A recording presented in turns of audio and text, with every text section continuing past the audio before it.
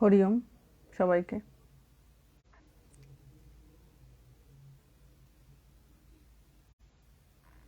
হরি ওম।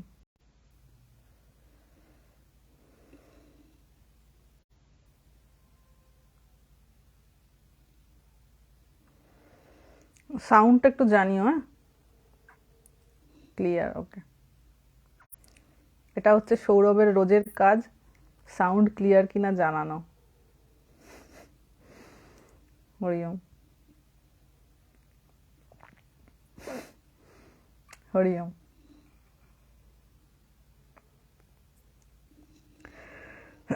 আজকে আমরা কথামৃত নিয়ে আলোচনা করব, ঠিক আছে? অনেকদিন কথামৃত নিয়ে আলোচনা হয়নি।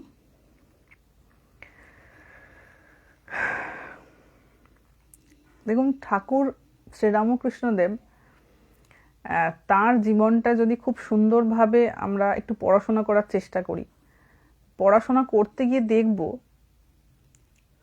অ্যাকচুয়ালি একটা মানুষ হয় যেটা তার জীবন এবং সে যেটা বলে গেছে দুটোই, শুধু যেটা বলে গেছে তা নয়, আবার শুধু যেটা করে গেছে তাও নয়। তো যদি আমরা দুটোই দেখি, মানে তিনি কি বলেছেন আর কি করেছেন, এই দুটো জিনিসই দেখলে আমরা একটা জিনিস দেখতে পাবো, যেটা মা বলে গিয়েছিলেন ঠাকুরের সম্পর্কে, যে ঠাকুর কিন্তু ত্যাগী ছিলেন।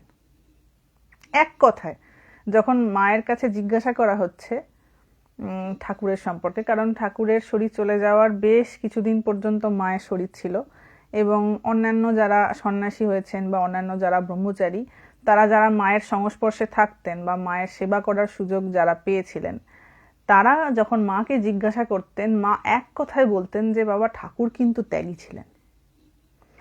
তার ত্যাগ হচ্ছে মানে তার মাথার মুকুটের মতন ছিল।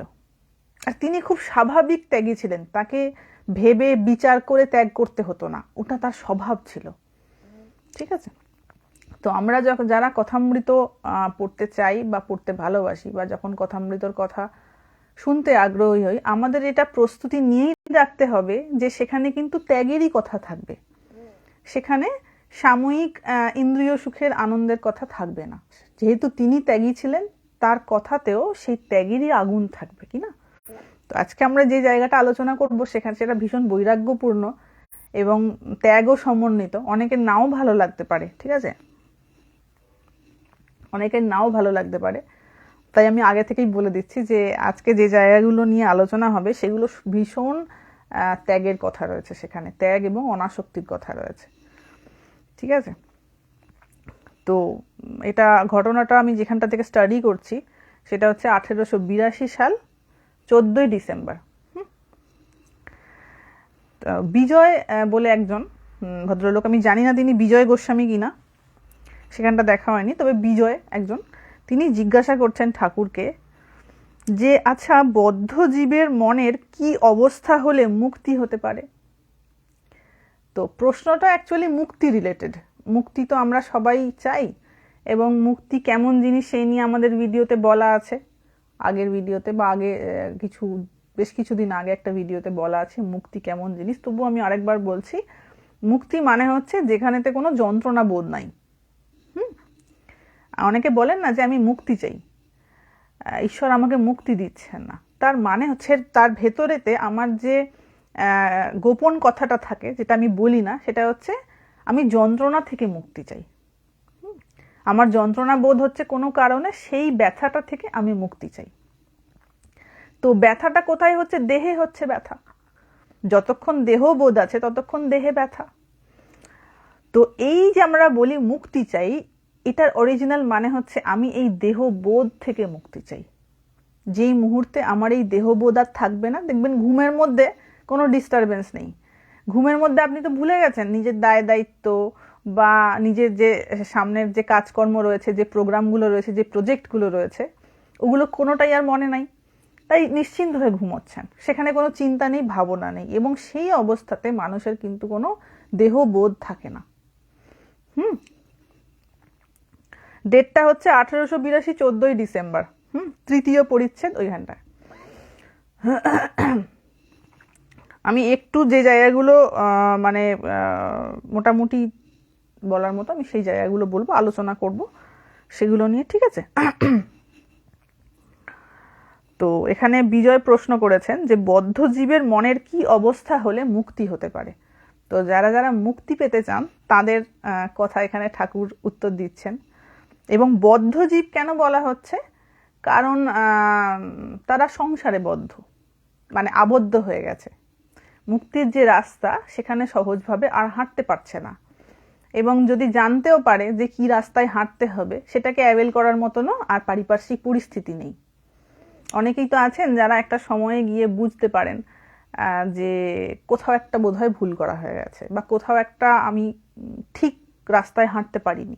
কোনো একটা সময় গিয়ে রিয়েলাইজ যদি কারোর হয়, তখন দেখা যায় কি যে আর পুনরায় নতুন করে জীবনটাকে শুরু করার আর সময় থাকে না। তো তারা তো বদ্ধ হয়ে গেছে, কি করবে? কিছু করার নাই। এই অবস্থায় ঠাকুর উত্তর দিচ্ছেন, দেখুন এই কথার কিন্তু দ্বিমত হওয়ার উপায় নাই, ঠিক আছে? কারোর ভালো লাগুক বা না লাগুক, ট্রুথ ইজ অলওয়েজ ট্রুথ। ঠাকুর বলছেন ঈশ্বরের কৃপায় তীব্র বৈরাগ্য হলে এই কামিনী কাঞ্চনে আসক্তি থেকে নিস্তার হতে পারে, ঠিক আছে? কোট আনকোট, ঈশ্বরের কৃপায় তীব্র বৈরাগ্য হলে। তো এখানে ঠাকুর মুক্তির যে উপায়টি বলছেন সেটি হচ্ছে তীব্র বৈরাগ্য। তাহলে এই তীব্র বৈরাগ্য হলে কামিনী কাঞ্চনে আসক্তি থেকে নিস্তার হতে পারে। তাহলে ব্যথাটা আমরা কেন পাই না? এক হচ্ছে কামিনীতে আসক্তি, আর একটা হচ্ছে কাঞ্চনে আসক্তি। আমরা বুঝতেই পারি না কোথায় আমার মনটা কাঞ্চনে আটকে পড়েছে। আমি মনে ভাবছি না না আমার টাকার দরকারই নেই, আমি খুব অল্পে সন্তুষ্ট, কিন্তু না, কোথায় আমি আটকে বসে আছি সেই জায়গাটা আমি নিজেই জানি না। পরিস্থিতির যখন সম্মুখীন হওয়া হবে না, তখন বুঝতে পারা যাবে যে আমার অরিজিনাল স্টেটাস অফ মাইন্ডটা কোন জায়গায় রয়েছে, যে আমি কতটা অল্পে সন্তুষ্ট হতে পারছি, আমি কি আদৌ সন্তুষ্ট হতে পারছি না পারছি না। এই পরিস্থিতিগুলো আমাদের, ওই জন্য ভগবান যখনই দেখবেন কেউ একটু সাধন ভজনের দিকে এগোতে চায়, একটু জবধন করার পরিকল্পনা করছে, কিছুদিন করলো, তার সামনে এমন এমন পরিস্থিতি সৃষ্টি করে যাতে তার বাধা সৃষ্টি হয়। মানে সে কতটা ওয়েল ডিটারমাইন্ড হয়ে এই রাস্তায় নেমেছে, একটুখানি এগোলেই ভগবান পদে পদে পরীক্ষা নেবেন, ঈশ্বর প্রতি পদে পদে বাধা দেবেন, মেন্টাল ডাউট তৈরি হয়ে যাবে, এই ঠিক পথে এগোচ্ছি তো, কি জানি এরকম কেন হচ্ছে। আশেপাশের বন্ধু বান্ধবরা তাকে পোকিং করতে শুরু করবে কৈকেয়ীর মতো, এই কি করি সারাক্ষণ, এসবই কিছু নেই, এটা আবার কোনো জীবন নাকি, সেখানে ডাউট তৈরি হবে। রিলেশনশিপে প্রবলেম আসবে, পারিপার্শ্বিক প্রতিবেশীদের তরফ থেকে প্রবলেম আসবে, শারীরিক সমস্যা দেখা দেবে। তো দিজ আর কমন প্রবলেমস। যে সমস্ত মানুষরা ভগবত পথে এগোনোর চেষ্টা করে, এই প্রবলেমসগুলো তার আসবেই আসবে, তাকে বিক্ষিপ্ত করার জন্য। ভগবান প্রতি পদে পরীক্ষা নেবেন যে তুমি যে মানে কি বলবো, হিরে মণি মাণিক্যর খাদান পাওয়ার চেষ্টা করছো, খাদান বলবো কারণ সেটা তার থেকেও দামি, তুমি যে মানে সর্বশ্রেষ্ঠ জিনিসটা প্রাপ্ত করার জন্য হাতটা বাড়িয়েছো, তোমার সেই হাতে কতটা ধরবে সেটা একটু দেখবো না? আমি যাচাই করে তো দেখতে হবে তুমি কতটা দৃঢ় প্রতিজ্ঞার সাথে এগোচ্ছ। তাই বাধা আসে। তো ঠাকুর এখানে বলছেন যে কামিনী কাঞ্চনে আসক্তি থেকে তখনই নিস্তার হবে যদি কারো তীব্র বৈরাগ্য হয়, ঠিক আছে? এবার আমরা একটু এগোই, আমরা অনেকটা কনটেক্সটটা বুঝতে পারবো ইনি কি বলতে চাইছেন। তারপরেই ঠাকুর বলছেন তীব্র বৈরাগ্য কাকে বলে। সঙ্গে সঙ্গে কিন্তু ঠাকুরের টিচিংসটা এত সুন্দর, মানে উনি ট্র্যাডিশনাল শিক্ষায় ওনার ডিগ্রি না থাকলে ওনার টিচিংসটা দেখুন, যেই তীব্র বৈরাগ্য বলে বলছেন সঙ্গে সঙ্গে এটা ক্ল্যারিফাই করে দিচ্ছেন। তাহলে তীব্র বৈরাগ্য কি না, হচ্ছে হবে, ঈশ্বরের নাম করা যাক, এসব মন্দ বৈরাগ্য। মানে এই হচ্ছে হবে, আচ্ছা ঠিক আছে আজ হলো না কাল হবে, আচ্ছা কাল হলো না ওই কাল হবে, অমুক তিথিতে হবে, ওইখানে যাব, পরশু যাব, দেখা যাবে, এই যে ধরনের ভাবগুলো, এগুলোকে ঠাকুর বলছেন মন্দ বৈরাগ্য। আমার যদি ভেতরে আর্জ থাকে তাহলে আমি যেন তেন প্রকারে সেই দিকেই মোটিভেটেড হব, তাতে শত আমার বাধা আসুক না কেন। কিন্তু যখনই হচ্ছে হবে হচ্ছে, মানে বুঝতে হবে যে আমার ভেতরেতে সেই আর্জটা নেই, কম আছে, ঠিক আছে? এবার বলছেন যার তীব্র বৈরাগ্য তার প্রাণ ভগবানের জন্য ব্যাকুল। যার তীব্র বৈরাগ্য হবে না তার মন খালি ভগবানের জন্য ছটপট করতে। ধরুন কারণ নেশা, এটা খুব ভালো করে ভাবুন, ধরুন কেউ নেশা করে, কারোর কোনো জিনিসের নেশা রয়েছে, সেটা মোবাইল অ্যাডিকশন হোক বা অন্য কোনো নেশার জিনিস হোক, বা কেউ কোনো জিনিস খেতে ভালোবাসে, তাকে আপনি সেই জিনিসটা দিচ্ছেন না। ঠিক আছে, সেই জিনিসটা তাকে মানে সেই সঙ্গ করা থেকে আপনি তাকে বাধা সৃষ্টি করছেন। যেই মাত্র বাধা সৃষ্টি করবেন, সে কিন্তু ভুলে যাবে যে তার সঙ্গে আপনার সম্পর্ক কি। যদি খুব আসক্তির জিনিস থাকে, যদি ছোটখাটো জিনিস থাকে অ্যাডজাস্টমেন্ট করে নেবে, ঠিক আছে, কোনো ব্যাপার না।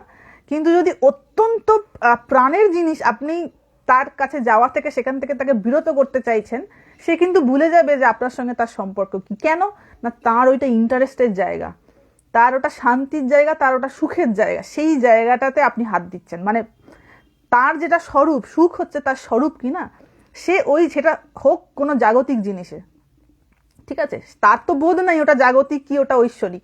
সে শুধু এটুকুই জানে যে আমার ওইটাতে ভালো লাগছে। বাচ্চা ছেলেকেও দেখবেন মোবাইল গেম খেলছে হয়তো, বা এই যে ধরুন মানে আমাদের সব পুচকো পাচকা এখন ছানাপোনারা যারা একটু বড় হয়েছে, 8, 9, 11, 12-এ পড়ে, সারাক্ষণ ফোনে লেগে রয়েছে, গেম খেলছে। তো ওইটার মধ্যে সে একটা সুখ ফিল করছে। যেই আপনি তাতে বাধা দেবেন, সঙ্গে সঙ্গে তার কিন্তু রুদ্রমূর্তি অন্যরকম একটা চেহারা দেখতে পাবেন। কেন না, সে তার যে স্বরূপ, তার যে সুখবোধটা তো তার স্বরূপ, ওইখানে আপনি বাধা সৃষ্টি করছেন। তো সে তো ছেড়ে কথা বলবে না বাবু, কারণ এইগুলো তো মাইক সম্পর্ক, ওটা তো ওই সুখ, যে ফিলিং অফ হ্যাপিনেস, এটা তো তার স্বরূপ। তো তার অরিজিনাল জায়গায় কেউ যদি ওইখানেতে হাত দেয়, তাকে বাধা দেয়, সে তো খাপ্পা হবেই। কারণ তার যে সমস্ত সম্পর্কগুলো রয়েছে, এগুলো তো মাইক সম্পর্ক, কিছুদিনের রিলেশন। সে তো ওগুলো এমনি মানে কিছুদিনের মধ্যেই ভুলে যাবে, কিছুক্ষণের মধ্যেই সেটা ভুলে যাবে। কিন্তু সুখ তো সে ছাড়তে চাইবে না, তার অ্যাট্রাকশন এমন। তো ওই রকম যদি জাগতিক ক্ষেত্রে ব্যাকুলতা হয়, সে কোনো না কোনোভাবে ওটাকে প্রাপ্ত করার চেষ্টা করবে। ধরুন বাধা দিচ্ছেন, খুব বাধ্য ছেলে হলে ভয় পেয়ে একটুখানি এড়িয়ে যাবে, কিন্তু যদি ভেতরে খুব চাওয়া থাকে, ও লুকিয়ে লুকিয়ে ওটা করবে। ঠিক আছে, এবার লুকোনো শুরু করবে, যেই দেখবে যে বাবা মা পছন্দ করছে না, এবার ও লুকিয়ে লুকিয়ে, যাতে করে বাবা মা বুঝতে না পারে, সেই পথ দিয়ে কিন্তু ওই সুখটাকে টানবে, কেবল টানবে, আকর্ষণ করবে। তো ভগবত প্রেম হচ্ছে না এমন জিনিস। ঠিক আছে, ভগবত প্রেম যার মনের ভেতরেতে একবার ব্যাকুলতা হয়েছে, তাকে কোনো কিছু দিয়ে বাবা আটকানো যাবে? সে খালি ওইখানটা যাওয়ার জন্য চুপচুপ করবে, খালি ওই সুখটা পাওয়ার জন্য তার ব্যাকুলতা। যে তাকে ওই জায়গায় যাওয়াতে বাধা সৃষ্টি করবে, একটা সময়ের পর সে তার শত্রু হয়ে যাবে। কারণ তার সঙ্গে ওই ব্যক্তির সম্পর্ক কিন্তু মাইক। সে আবার যদি ভগবত প্রেমে আকর্ষণ হয়, ওটা তো একেবারে অরিজিনাল স্বরূপ, অমৃতত্বের সন্ধান। সে ওই নেশা কোনোভাবে কাটাতে পারবে না। যে কাটানোর চেষ্টা করবে, সে শত্রু হয়ে যাবে। ঠিক আছে, কারণ চারপাশের, আবারও বলছি, চারপাশের যে রিলেশনস গুলো রয়েছে না, পারিবারিক যে সম্পর্ক, সেগুলো হচ্ছে সব মাইক সম্পর্ক। ওই জন্য দেখবেন ইন্টারেস্টের জায়গা হলে মা বাবাকে ভুলে গেছে। কত মানুষ থাকে যে বিবাহ করার পর কি হয়েছে, বাবা মাকে ভুলে গেছে, বাবা মার প্রতি যে কর্তব্য করতে হয় ভুলে গেছে, বা বাবা মাও হয়তো তাদের পার্সোনাল কোনো বেনিফিটের জন্য সন্তানের ইন্টারেস্টের দিকটা ভুলে গেছে। কেন না, তার কাছে নিজের ইন্টারেস্টটা বড় মনে হয়েছে। তো এই যে পারস্পরিক ইন্টারেস্টের এই যে খেলা, এটা তো মাইক সম্পর্কের ক্ষেত্রে হয়। কিন্তু ঈশ্বরের প্রতি যদি ভালো লাগাটা একবার তৈরি হয়ে যায়, এটা তো চরম আকর্ষণ। তার আকর্ষণের মতন তো আর কোনো আকর্ষণ নেই, সেই নেশার মতন কোনো নেশাও নেই। সেইখানে যে বাধা সৃষ্টি করবে, তো চরম শত্রুতে পরিণত হবে, একদিনে না হলেও কিছুদিন পরে। কারণ হচ্ছে সে তার আসল প্রাণের জায়গায় খোঁটা মারছে কি না। ঠিক আছে, তো এইখানে ঠাকুর বলছেন যে যার তীব্র বৈরাগ্য, তার প্রাণ ভগবানের জন্য ব্যাকুল। সে কেবল খালি ওইটার জন্য খালি চুপচুপ করবে, খালি চুপচুপ করবে, কখন ওইটা পাবো, কখন একটুখানি পাবো। তখন ঠাকুর বলছেন, মার প্রাণ যেমন পেটের ছেলের জন্য ব্যাকুল হয়। ঠিক আছে, যে সমস্ত মায়েরা সন্তানদের প্রচন্ড ভালোবাসেন, তাদের প্রাণ যেমন করে পুচকে বাচ্চাটার জন্য ব্যাকুল হয়, সেই রকম ব্যাকুলতা কাজ করবে। ঠিক আছে, সেই তীব্র ব্যাকুলতা, সে যার মানে অন্তত মায়েরা এটা বুঝতে পারবেন, বা পিতারা বুঝতে পারবেন, তাদের সব থেকে বেশি প্রাণের জিনিস যেটা, সেটাকে যদি কেউ তার থেকে দূর করে দেয়, তাহলে তার কতটা কষ্ট হয়। তো সেই মানুষটারও কিন্তু, মানে ভক্তেরও কিন্তু ভগবানের প্রতি প্রেমটা এমনই। জাগতিক মানুষ সেটা বুঝতে পারে না, মনে করে যে আর কি এমন ব্যাপার আছে, কি খালি একটা ছবির দিকে তাকিয়ে কাঁদে, আর কি ওটার মধ্যে মধু রয়েছে রে বাবা। ব্যাপারটা কিন্তু তা নয়। এই আকর্ষণ সব আকর্ষণকে হার মানিয়ে দেবে, কারণ ওটা অরিজিনাল অ্যাট্রাকশন। পুত্রের সঙ্গে পিতার আকর্ষণটা মাইক আকর্ষণ, ঠিক আছে? এবং ইন্টারেস্টের যখনই দেখবেন ইন্টারেস্টের একটা ক্ল্যাশ চলে আসছে না, পিতাও ভুলে যাচ্ছে পুত্রকে, পুত্রও ভুলে যাচ্ছে পিতাকে। এই যে ইন্টারেস্টের ক্ল্যাশ যখন তৈরি হচ্ছে, ঠিক আছে, মা বাবার ভুলতে একটু সময় লাগে, কারণ মা বাবার টানটা অনেক বেশি থাকে। তারা যেহেতু অনেক লালন পালন করে বড় করেছেন, তাদের খুব কম দেখা যায় যে তাদের টান কমে যাচ্ছে, কিন্তু তাদেরও কমে যায়, এরকমও দেখা গেছে। ম্যাক্সিমাম কমে যায় ছানাপোনাদের, কারণ তাদের অন্য বেটার ইন্টারেস্টের জায়গা তৈরি হয়ে যায় কি না। এক তো যৌবন, তার উপর ধরুন যদি ভালো রকম টাকা পয়সা রোজগার করে, তার উপর ধরুন মানে যদি ফাইন্যান্সিয়াল কন্ডিশন খুব ভালো হয়ে যায়, ম্যাক্সিমাম ক্ষেত্রে দেখা যায় বাবা মার ক্ষেত্রে ইন্টারেস্টটা ভুলে গেছে, ঠিক আছে?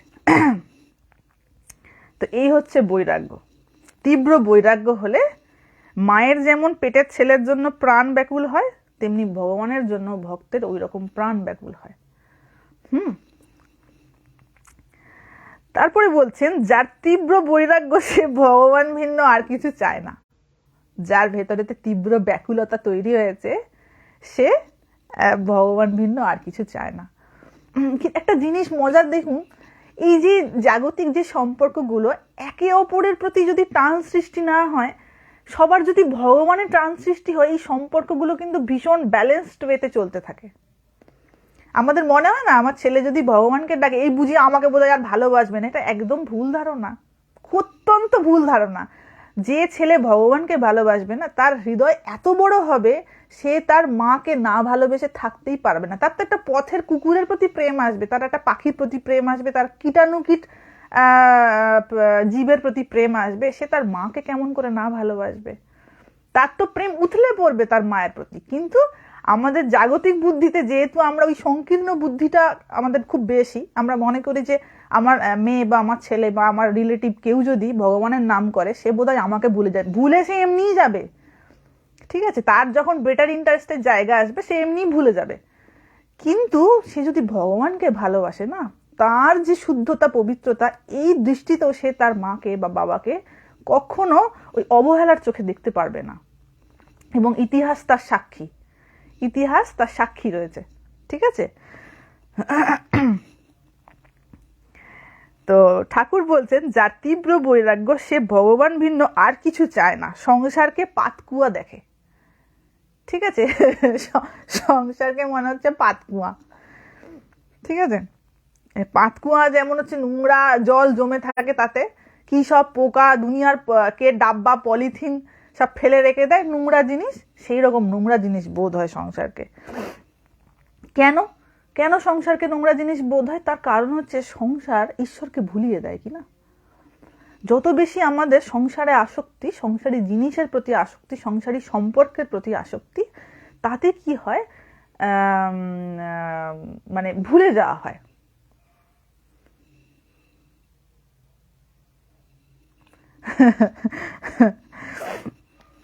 তো সংসারকে পাতকুয়া দেখে, তার মনে হয় এই বুঝি ডুবে গেলুম। হ্যাঁ, তার মনে এই বুঝি আমায় বাঁধতে এসেছে, বাবা আমি পালাই এখান থেকে, এরকম তার বোধ হওয়া শুরু হয়, ঠিক আছে? তারপরে বলছেন, আত্মীয়দের কালছাপ দেখে। এটা আমি বলিনি, ঠাকুর বলছেন, ঠিক আছে? আত্মীয়দের কালছাপ দেখে। যখনই দেখে যে পারস্পরিক যখন স্বার্থের ব্যাপার চলে আসে, তখন একে অপরের সঙ্গে যোগাযোগ করা, এই তুমি কি ভালো, হ্যাঁ তুমি আমার এটা একটু করে দাও, এই ইন্টারেস্ট। দেখুন, ইন্টারেস্ট কিন্তু পার্মানেন্ট। যেখানে ইন্টারেস্ট নাই, সেই জায়গায় কিন্তু সম্পর্ক নাই। এবং এটা এই জগতের একেবারে বাস্তব কথা। আপনার পিছনে কেউ ঘুরছে, আপনার মনে হয় ওটা উইদাউট এনি ইন্টারেস্ট ঘুরছে? হতে পারে সেই ইন্টারেস্টের আপগ্রেডেশন রয়েছে, অনেকটা উচ্চ মানের তার ইন্টারেস্ট, ঠিক আছে? সে ভক্ত ভগবানের পিছনে দৌড়চ্ছে, সেটাও তার ইন্টারেস্ট, কিন্তু সেই ইন্টারেস্টটা তাকে মুক্তির পথে নিয়ে যাবে, ঠিক আছে? এটাই হচ্ছে হাইয়েস্ট ইন্টারেস্ট। কিন্তু যে কোনো ব্যক্তি মানে যেচে যেচে আপনাকে ফোন করছে, যেচে যেচে আপনার সঙ্গে সঙ্গ করছে, আপনার মনে হয় এটা উইদাউট ইন্টারেস্ট সম্ভব? এটা সম্ভব নয়। কোনো না কোনো ইন্টারেস্ট তার আছেই আছে, কোনো না কোনো ইন্টারেস্ট হতে পারে। ওই যে বললাম, একটা হচ্ছে গ্রস ইন্টারেস্ট, কোনো না কোনো মানে জাগতিক কোনো তার স্বার্থের জায়গা রয়েছে, প্রয়োজনের জায়গা রয়েছে, সেটা সে ফুলফিল করার জন্য তার কোনো একটা মনের একটা খিদে মিটছে, চাহিদা মিটছে। কোনো জাগতিক ক্ষেত্রে হতে পারে, বা সেটা পারমার্থিক ক্ষেত্রেও হতে পারে, উভয় ক্ষেত্রেই হতে পারে। But interest. এটা একদম পার্মানেন্ট জিনিস যে ইন্টারেস্ট থাকলে তবেই একটা মানুষ আর একটা মানুষের সঙ্গে যোগাযোগের চেষ্টা করে। যদি ইন্টারেস্ট না থাকে আর ভালো লাগবে না তাকে, ঠিক আছে? এটা কমন একটা ব্যাপার।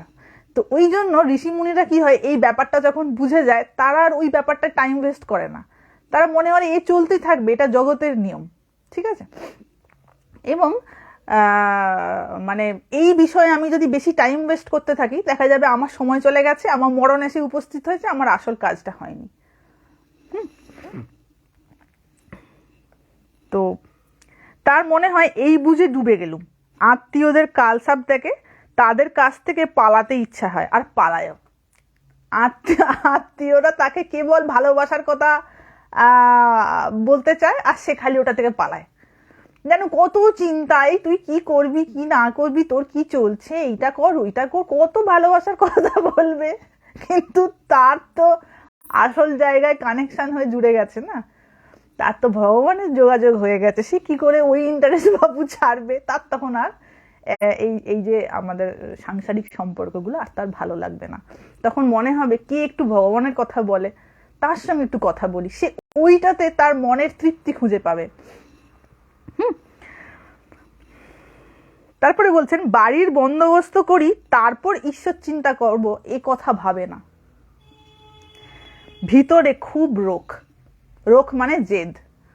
অনেকের মনে হয় না আমি এতটা কিছু করে নেব তারপরে করব, শেষ পর্যন্ত দেখা যায় করা হয়ে ওঠে না। কারণ আমরা মনে করি একরকম করে, ঠিক আছে? আমি প্ল্যান করি যে আফটার 10 ইয়ার্স আমি এমন করব, আফটার 15 ইয়ার্স এমন করব, কিন্তু দেখা যায় 2 বছর বাদে যেটা ভেবেছিলাম ওটা 2 মাসে পাল্টে গেছে। মানে বর্তমান পরিস্থিতিটা আমি যেরকম ভাবছিলাম যে 2 বছর পরে করব, ওটা যা ভাবছিলাম তার থেকেও বেশি চেঞ্জ হয়ে গেছে 2 মাসে। তো এইরকমই সবকিছু পরিবর্তনশীল, কখন কিরকমকার ফিজিক্যাল মেন্টাল পরিস্থিতি পাল্টে যায়, পারিপার্শ্বিক পরিস্থিতি পাল্টে যায়, তখন দেখা যায় আর হয়ে ওঠে না। তো তীব্র বৈরাগ্য খুব দরকার, ভিতরে খুব রোগ চাই।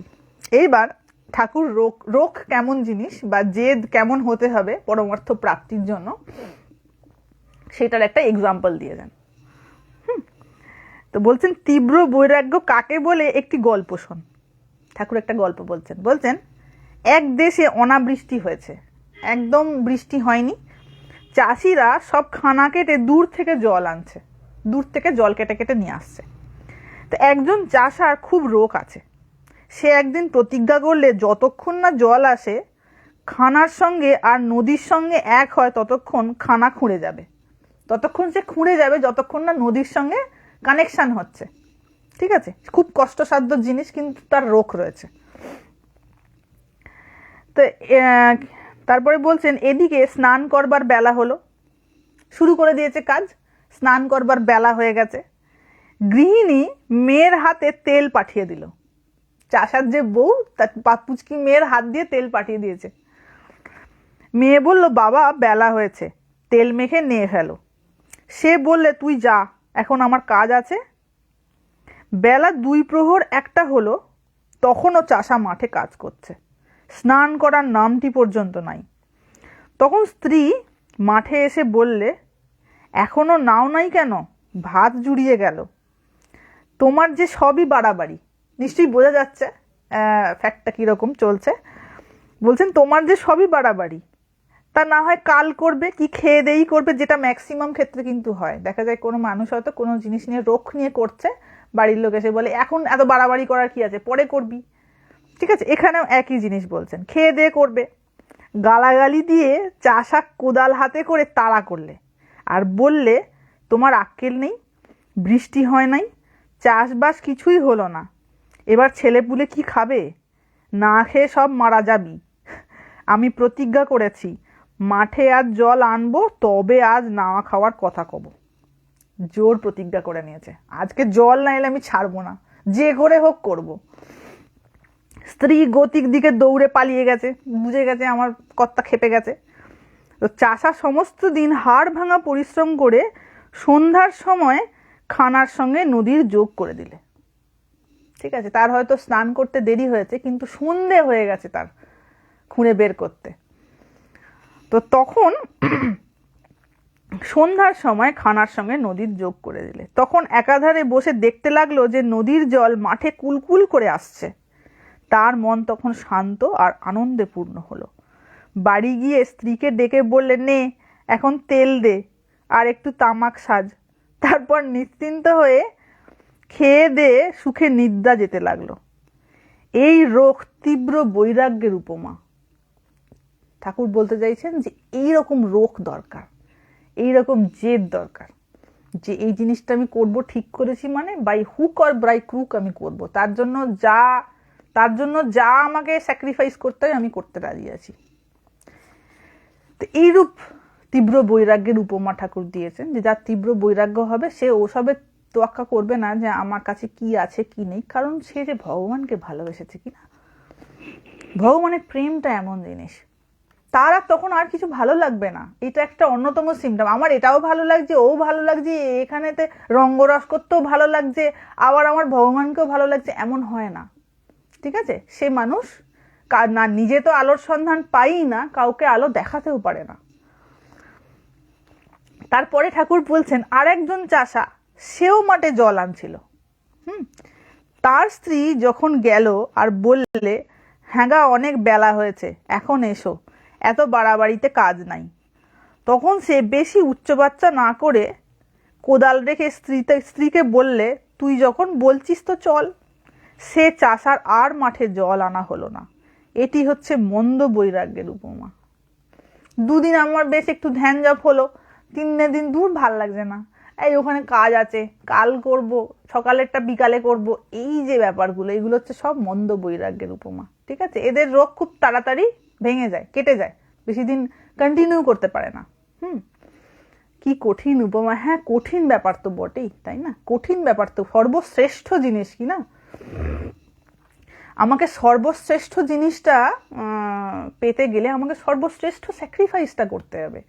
একটা মানুষ, ধরুন একটা সাধারণ বাড়ির ছেলে, সে যদি আইএএস অফিসার হতে চায়, তাকে কতগুলো স্টেজের মধ্যে দিয়ে যেতে হবে। যারা হয়েছে তাদের জীবন যদি কেউ দেখে, এখন অনেক জায়গায় সোশ্যাল মিডিয়ায় বিভিন্ন জন যারা এরকম বড় বড় আইএএস আইপিএস অফিসার হয়েছেন, তাদের জীবনের যে সংগ্রামের কাহিনী অনেক জায়গাতে দেখতে পাওয়া যায়। কেউ কখনো কোথাও পেলে দেখবেন যে মানে এইটুকুন জীবন, ধরুন কেউ 60 বছর বাঁচবে, ঠিক আছে, সে চাকরিটা পেয়েছে, আমি ধরে নিচ্ছি 25 বছর বয়সে কি 30 বছর বয়সে চাকরি পেয়েছে, তাকে 30 বছর সার্ভিস করতে হবে।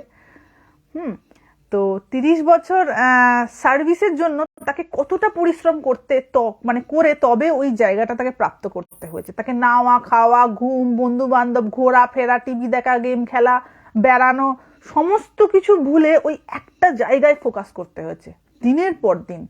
নিজের সমস্ত এন্টারটেনমেন্টের জায়গা ভুলে গিয়ে তাকে ওই একটা জায়গায় ফোকাস করতে হয়েছে ফিউচারটাকে সিকিউর করার জন্য। তাহলে এই এক জন্মের এই কয়েক বছরের সিকিউরিটির জন্য যদি আমাকে এত পরিশ্রম করতে হয়, তাহলে জন্ম জন্মান্তরের সিকিউরিটির জন্য আমাকে কত পরিশ্রম করতে হবে, তাই না? এবং যে ধরুন হয়ে গেল হয়তো অফিসার, তার হয়তো এমন একটা অ্যাক্সিডেন্ট হলো, ঠ্যাং ভেঙে গেল, কি করবে? চোখটা অন্ধ হয়ে গেল, কি করবে? কিন্তু পরমার্থ বিদ্যা এমন একটা বিদ্যা যেটা এই সবের পার, যেটা এই শরীরের ঊর্ধ্বে নিয়ে চলে যাবে, লিফট করে নিয়ে চলে যাবে। সেখানেই তো অমৃতত্বের সন্ধান, এইখানেই তো যত জ্বালা এই পোড়া শরীরে। তো ঠাকুর এটা বলছেন, খুব রোগ না হলে চাষার যেমন মাঠে জল আসে না, সেই রূপ মানুষের ঈশ্বর লাভ হয় না। তাই একটু রোগ দরকার রয়েছে।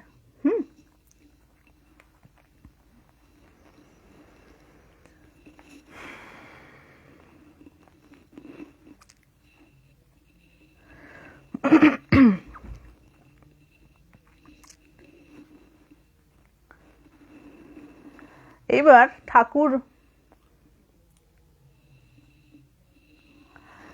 ঠাকুর বিজয়কে বলছেন যে তুমি আগে অত আসতে, এখন আসো না কেন? ঠাকুর যাকে দেখতেন না একটু ভালো আধার, তার সঙ্গ করতে চাইতেন বা চাইতেন সে একটু কিছু প্রাপ্ত করুক, তো বারবার বলতেন এই তুমি আসবে, হ্যাঁ তুমি একটু ঘন ঘন যাবে। দেখে মনে হবে যেন কিরম টাইপের কথা বলছেন, কিন্তু যখন ভগবানের কৃপা হয় না, ভক্ত কখন ভগবানকে ডাকবে ভগবান তার অপেক্ষা করে না, ভগবান তাকে নিয়ে নিজের কোলে বসিয়ে নেবে। তুই আমায় ডাক বা না ডাক, তাকে এমন কৃপা করবে। তো ঠাকুর নিজের থেকেই বলছেন বিজয়কে এই তুমি আগে এত আসতে এখন আসো না কেন? বিজয় বলছে এখানে আসবার খুব ইচ্ছা, কিন্তু আমি স্বাধীন নই। যাবার খুব ইচ্ছা, কিন্তু আমি স্বাধীন নই। ব্রাহ্ম সমাজের কাজ স্বীকার করেছি। কোথাও একটা উনি কাজে জয়েন করেছেন, তাই স্বাধীন নন, কিন্তু আসার খুব ইচ্ছা। এবার দেখুন ঠাকুর কিরকম বাড়িটা মারছেন। বলছেন কামিনী কাঞ্চনে জীবকে বদ্ধ করে। ঠিক আছে, আইদার কোনো না কোনো কামনা, কাঞ্চন ও কামিনীর মধ্যেই পড়ে। কামিনী মানে সেটা শুধু নারীর পুরুষের প্রতি বা পুরুষের নারীর প্রতি এমনটা নয়, যে কোনো কামনা, যে কোনো চাহিদা, মনের মধ্যে কোনো ইচ্ছা, এই ইচ্ছাই অ্যাকচুয়ালি মানুষকে বদ্ধ করে।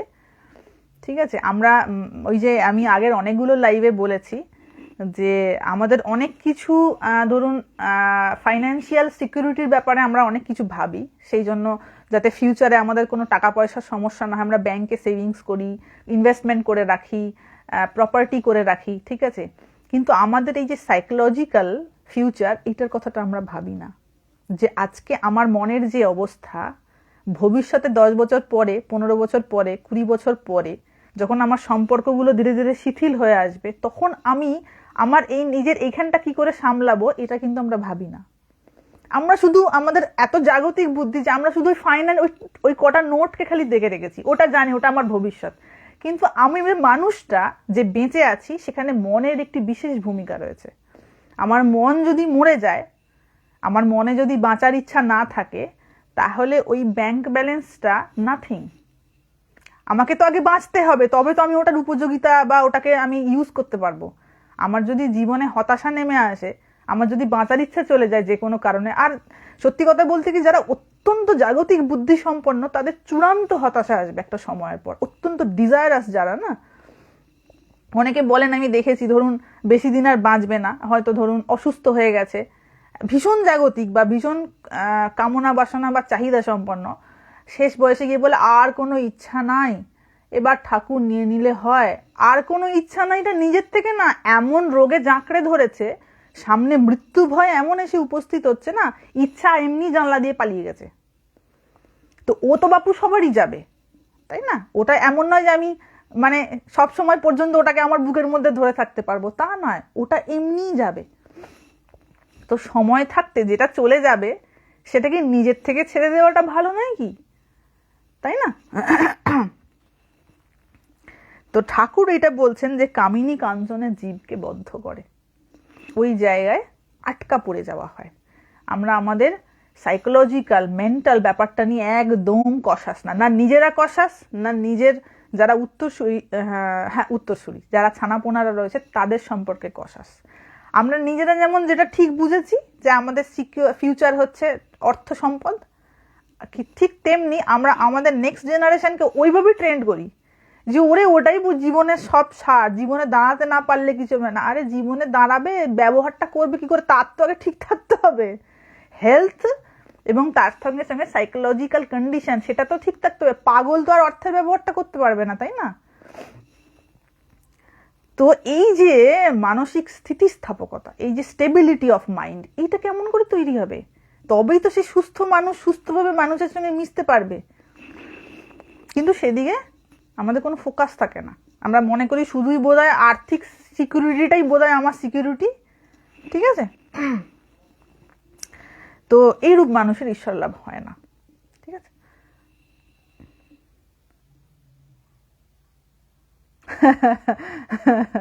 হ্যাঁ সত্যি, আমি রিসেন্টলি এরকম বেশ কিছু মানুষের সঙ্গ করে এসেছি যারা বলেন মানে ভীষণ কি বলবো, খুব চিপ চাহিদা সম্পন্ন, মানে বয়স হয়ে গেছে তাও সে মনটাকে একেবারে নোংরা জিনিসের মধ্যে ঢুকিয়ে রেখে দিয়ে ও কি করছে, এ কি করছে, এই ঘরে কি হচ্ছে, ওর কি হলো, ওর কেন বিয়ে হচ্ছে না এখনো, যেটা হয় আর কি ন্যাচারালি ম্যাক্সিমাম এগুলো বৃদ্ধদের মধ্যে দেখা যায়। কোনো কাজ থাকে না, ঠিক আছে, কোনো যদি কোনো কি বলবো, ওটা হচ্ছে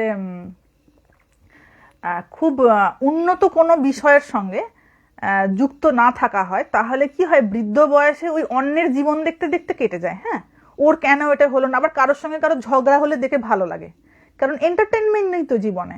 সবার জীবন থেকে ভ্যালিউ কমে যায়, বৃদ্ধদের ভ্যালু এমনি কম হয়ে যায় জগতে। তো তারা তখন কি ওই অন্যের জীবনে কি হচ্ছে ওইটাতে একটু উঁকি ঝুঁকি মারতে বেশি ভালোবাসে তখন। তো যাদের এই ধরনের মেন্টালিটি তৈরি হয়ে যায়, হতাশা তো বাবা আসবে, এমনি ইনভাইট করে আনা হচ্ছে কার্ড দিয়ে, তুমি আসো দয়া করে আমার জীবনে আসো, আমার জীবনটা বড্ড মানে ফাঁকা ফাঁকা লাগছে, তুমি দয়া করে এসে আমার জীবনে স্থান গ্রহণ করো হে হতাশা। তো আমি তাকে ইনভাইট করে আনছি জীবনে। তো ঠাকুর বলছেন কামিনী কাঞ্চনে জীবকে বদ্ধ করে, জীবের স্বাধীনতা যায়, কামিনী থেকেই কাঞ্চনের দরকার। ঠিক আছে, মানুষের মনে হয় যে আমার টাকা চাই আমি ভালো থাকবো বলে, মানুষের মনে হয় আমি পাওয়ার চাই আমি ভালো থাকবো বলে। কিন্তু যদি খুব ডিপলি দেখা যায় না, খুব ভালোভাবে যদি তাকে সাইকোলজিক্যালি স্টাডি করে দেয় যে কোনো মানুষকে, ভালো করে দেখবেন একটা মানুষ কিন্তু ভালোবাসা চায়। এইটা প্রত্যেকটা মানুষের বেসিক ডিমান্ড। এবং শুধু মানে মানুষ না, এটা পশু পাখিরও পর্যন্ত চাই। ঠিক আছে, তো এটা আমাদের ভুল ধারণা যে আমার ওই জিনিসটা হলেই বোধহয় আমার স্বয়ং সম্পূর্ণ সব হয়ে যাবে। ঠিক আছে, আমার যদি জীবনের সম্পর্ক ঠিক না থাকে, আমার জীবনের রিলেশনশিপগুলোই ঠিক নেই, আমি যাদের সঙ্গে থাকবো তারাই আমার জীবনে নাই, যাদেরকে ঘিরে আমার জীবন, আমি খাক টাকা নিয়ে গুনবো, কি করব, কত সুখ দেবে আমাকে, করে যারা করেছে তারা দেখে নিয়েছে, কিছু হয় না ওটাতে করে। সাময়িক একটুখানি টুক করে একটুখানি আনন্দ হয়, তাও নিজের মনের মধ্যে আনন্দ করে শান্তিও না যতক্ষণ না 10টা লোককে দেখাবো। ঠিক আছে, আমি ফরেনে গেছি, লুকিয়ে লুকিয়ে ফরেন যেতে পারবো যতক্ষণ না ফোনে দেখাতে পারবো। কোনো ব্যক্তি ধরুন ফরেনে গেছে, একটা এয়ারপোর্টে ছবি দেবে দুটো, প্লেনে উঠে দুটো ছবি দেবে, ঠিক আছে, প্লেন উঠছে দুটো ছবি দেবে, মাঝ আকাশে আছে দুটো ছবি দেবে, নামার সময় দুটো ছবি দেবে, আবার বেরোচ্ছে দুটো ছবি দেবে, আবার ঘুরছে তার জন্য অনেক অনেক ছবি দেবে। তো সে নিজের আনন্দের জন্য ফরেনে যাচ্ছে না লোককে দেখাবে বলে ফরেনে যাচ্ছে, এটা বোঝা খুব কঠিন হয়ে যায়। আমাদের যে সাইকোলজিক্যাল ডিজিজটা কত রকমভাবে পোকামাকড়গ্রস্ত হয়ে রয়েছে, মানুষ নিজে বুঝতে পারে না যে কত রকমভাবে আমি ভেতরে ফোঁপড়া হয়ে রয়েছি।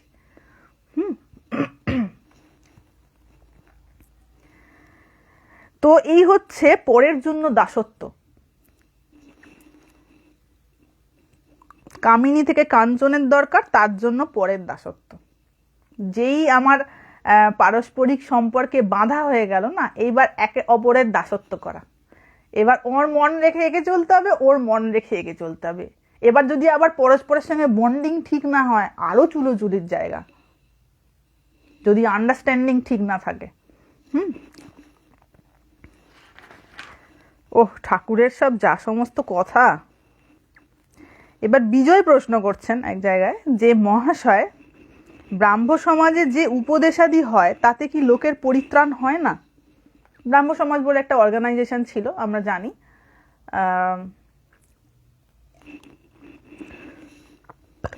সেই ব্রাহ্ম সমাজের কথা বলছেন যে যে উপদেশগুলো দেওয়া হয় তাতে কি লোকের পরিত্রাণ হয় না? এবার দেখুন কি বলছেন। কেন চারিদিকে এত ধর্ম কথা হওয়ার পরেও কেন এত হাহাকার, মানুষের জীবনে এত হাহাকার কেন, বা এত এই যে চারিপাশে যা ঘটছে এত কেন? ধর্ম সংস্থার তো সংস্থা বলছি, হ্যাঁ, অর্গানাইজেশনের তো অভাব নেই, প্রচুর প্রচুর ধর্ম প্রচার করছেন এরকম রয়েছে। এই বড় বড় সব অর্গানাইজেশন, চারিদিকে খালি লেকচার হচ্ছে, বিভিন্ন টপিকের উপর বলা হচ্ছে। আপনি ইউটিউব খুলে দেখুন, সব বিষয়ে বলা রয়েছে। যারা সাধুসন্ত রয়েছেন বা যারা জ্ঞানী রয়েছেন তারা সব বলে দিয়ে গেছেন, তাও কেন মানুষের মনে শান্তি হচ্ছে না? হ্যাঁ, এখানে কি বলছেন ঠাকুর, এইসব যে উপদেশ আদি এগুলো কেমন জিনিস বলছেন? মানুষের কি সাধ্য অপরকে সংসার বন্ধন থেকে মুক্ত করে? ঠিক আছে, কি সাধ্য? যার এই ভুবন মোহিনী মায়া, তিনি সেই মায়া থেকে মুক্ত করতে পারেন। সচ্চিদানন্দ গুরু বই আর গতি নাই, যারা ঈশ্বর লাভ করে নাই, তার আদেশ পায় নাই, যারা ঈশ্বরের শক্তিতে শক্তিমান হয় নাই, তাদের কি সাধ্য জীবের ভববন্ধন মোচন করে? ঠিক আছে, এবং মজার ব্যাপার হচ্ছে, এই প্রসঙ্গে একটা কথা বলি, একাধিক মানুষ, মানে একাধিক কেন বলবো, ম্যাক্সিমাম মানুষ তাদের যারা জপমন্ত্র, সেই জপমন্ত্রর অর্থ জানে না, অথচ জপ করে চলেছে, সঠিক উচ্চারণ জানে না। আমি তো কতজন যে আমার ইনবক্সে এই মানে শঙ্কাটা লিখে পাঠিয়েছে যে আমি আমি যেটা জব করি তার অর্থ জানি না, কি জব করি তার মানেটা কি সেটা জানি না আমি। এবং কিন্তু এটা মানে যিনি দীক্ষা দিচ্ছেন, যিনি সেই মন্ত্রটি বলছেন, এটা তার রেসপন্সিবিলিটি যে যাকে দীক্ষাটা দেওয়া হচ্ছে তার কাছে সমস্ত তত্ত্বটা ক্ল্যারিফাই করে বলে দেওয়া হোক যে দেখো বাবা, তোমাকে এই মন্ত্র দেওয়া হয়েছে, এই মন্ত্রটির উচ্চারণ এইরূপ, ঠিক আছে, এবং এর মানে এইরূপ, তুমি এইটি ভাবনা করে জপ করবে। আমরা যখন ভাবনা করি, মানে আমরা যখন জপ করি, তখন তো একটি ভাবনা, মানে মন্ত্রের যে অর্থটি, সেই অর্থটা আমাদের ভাবনা করতে হয়। শুধু আমি জপটা অমুকায় নমঃ অমুকায় নমঃ অমুকায় নমঃ এর নাম জপ নয়। জপ মানে হচ্ছে আমি যে মন্ত্রটি উচ্চারণ করছি সেটির যে অর্থ, তার ভাবনাটা আমার মনের মধ্যে হবে, তার সাথে সাথে জপ চলবে, এর নাম হচ্ছে অরিজিনাল জপ। কিন্তু ম্যাক্সিমাম মানুষের ক্ষেত্রে দেখা যায়, প্রথমত তো হচ্ছে জপের অর্থ জানেন না, দ্বিতীয়ত হচ্ছে জপের উচ্চারণ ঠিক নেই, তৃতীয়ত হচ্ছে যে শুধু অ্যাট র্যান্ডাম ওই মেকানিক্যালি জপ করে চলেছেন, ওই জন্য জপের কোনো ফল হয় না। ঠিক আছে, তো এটা কে বলে দেবে? সেই জন্য বলছেন যে যারা ঈশ্বর লাভ করে নাই, তার আদেশ পাই নাই, যারা ঈশ্বরের শক্তিতে শক্তিমান নাই, তাদের কি সাধ্য জীবের ভববন্ধন মোচন করে। ঠিক আছে, মুক্ত সেই করতে পারবে যে নিজে মুক্ত হওয়ার রাস্তাটা পেয়েছে। যে পথে কখনো যায়নি, সে কি করে আরেকজনকে বলবে বাবা তুমি এই পথটা দিয়ে চলো? সে তো সম্ভব নয়। এইবার ঠাকুর বলছেন যে আমি একদিন পঞ্চবটির কাছ দিয়ে ঝাউতলায় বাজ্যে যাচ্ছি। ঠাকুর একদিন যাচ্ছে ঝাউতলায়, শুনতে পেলুম যে একটা কোলা ব্যাঙ খুব ডাকছে। দেখুন ওনার অবজারভেশন কিরকম, কোথায় উনি বাজ্যে গেছিলেন কতদিন আগে, কত বছর আগে, যখন এই কথাটা মাস্টারমশাইকে বলেছেন, তো উনি যে ঘটনাটা বলছেন সেটা হয়তো দেখা যাবে কতদিন আগেকার কথা। ঠিক আছে, কিন্তু উনি এমন অবজার্ভ করেছেন ব্যাপারটাকে যে তখনও পর্যন্ত কথাটা ওনার মনে রয়েছে। কি বলছেন না, দেখলাম যে একটা কোলা ব্যাঙ খুব ডাকছে, বোধ হলো সাপে ধরেছে, ওই জন্য ডাকছে। অনেকক্ষণ পরে যখন ফিরে আসছি তখন দেখি ব্যাঙটা খুব ডাকছে। একবার উঁকি মেরে দেখলুম কি হয়েছে, দেখি একটা ঢোঁড়ায় ব্যাঙটাকে ধরেছে, ঢোঁড়া সাপে ধরেছে, ছাড়তেও পারছে না, গিলতেও পারছে না, ব্যাঙটার যন্ত্রণা আর ঘুরছে না। তখন ভাবলুম ওরে, যদি জাত সাপে ধরতো 3 ডাকের পর ব্যাঙটা চুপ হয়ে যেত। এই একটা ঢোঁড়ায় ধরেছে কিনা, তাই সাপটারও যন্ত্রণা, ব্যাঙটারও যন্ত্রণা। গল্পটা বললেন, গল্পটা বলার পর যে কনক্লুশন, সিদ্ধান্তে এলেন, সেইটা এবার বলছেন। যদি সদ্গুরু হয়, জীবের অহংকার 3 ডাকে ঘুঁচে। গুরু কাঁচা হলে গুরুরও যন্ত্রণা, শিষ্যেরও যন্ত্রণা, শিষ্যের অহংকার আর ঘোচে না, সংসার বন্ধন আর কাটে না, কাঁচা গুরুর পাল্লায় পড়লে শিষ্য মুক্ত হয় না। এই জন্য যাদের গুরুকরণ হয়নি তারা এত পাগল হয়ে যায়, কোথায় গুরু খাবো, কোথায় গুরু পাবো, কোথায় গুরু খুঁজবো। এমনটার কোনো দরকার নেই। আমি আগে নিজে একটু পড়াশোনা করে নিজেকে অধিকারী করি, আপনি যেরকম গুরুর সঙ্গে আমার যোগাযোগ হওয়ার হবে এমনি হয়ে যাবে। কারণ ভগবানই একমাত্র গুরু কিনা, তিনি যে সবার সঙ্গে সবার যোগাযোগ করান। তো আমি যেরকম অধিকারী, আমার সঙ্গে সেই রকমই মানুষের সংস্পর্শে আমার আসা হবে। এইটা মানুষ বুঝতে পারে না।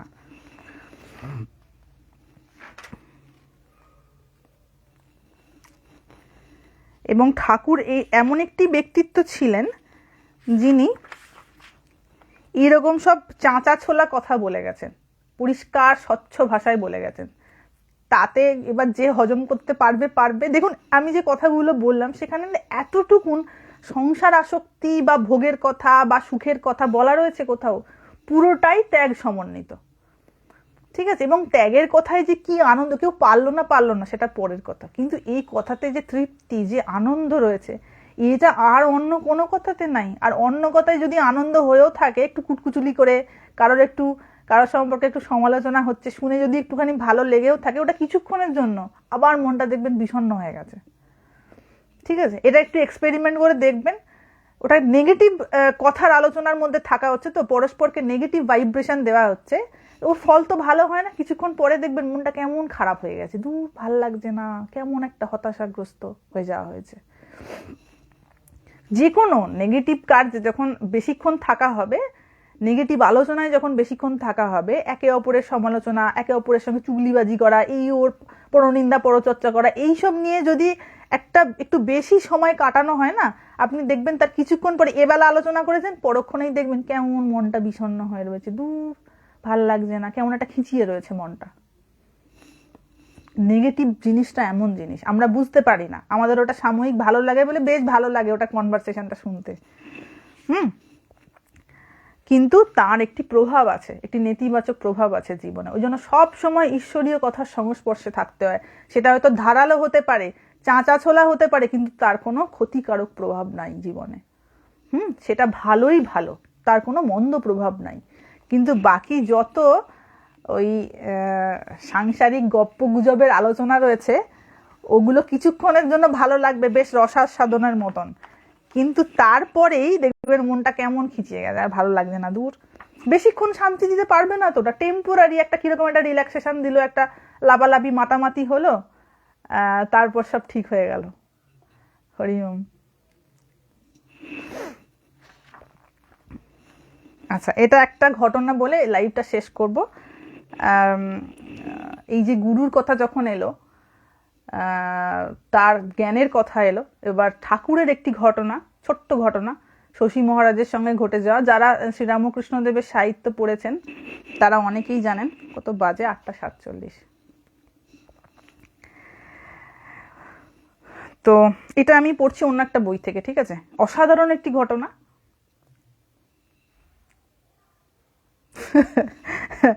এটা হচ্ছে স্বামী রামকৃষ্ণানন্দজির স্মৃতি, ঠিক আছে? আমার পায়ে ঝিনঝিন ধরে গেছে।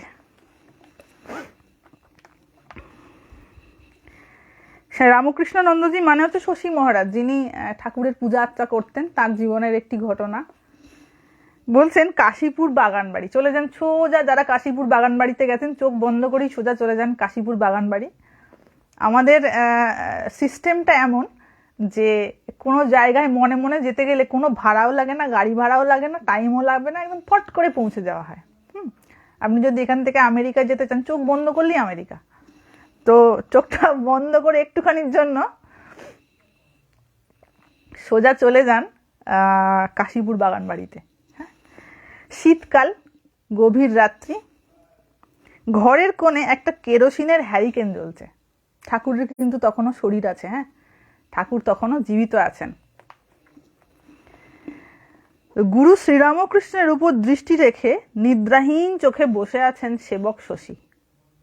যারা সেবা করছেন ঠাকুরের তখন একদম অন্তিম দশা, একবারে হাড়ে জিরজিরে হয়ে গেছেন, কিছু আর শরীরে নাই, মাংস কোনো রকমের শরীরটুকু রয়েছে, আর বেশি দিন শরীর থাকবে না, এইরকম একটা সময়ের কথা। তো শ্রীরামকৃষ্ণ দেবের উপর দৃষ্টি রেখে নিদ্রাহীন চোখে বসে আছেন সেবক শশী। ঠাকুরের শৌচের পর তার চেম্বার পট পরিষ্কার করবার জন্য শশী ওই শীতের রাতে বাড়ির বাইরে গেলেন।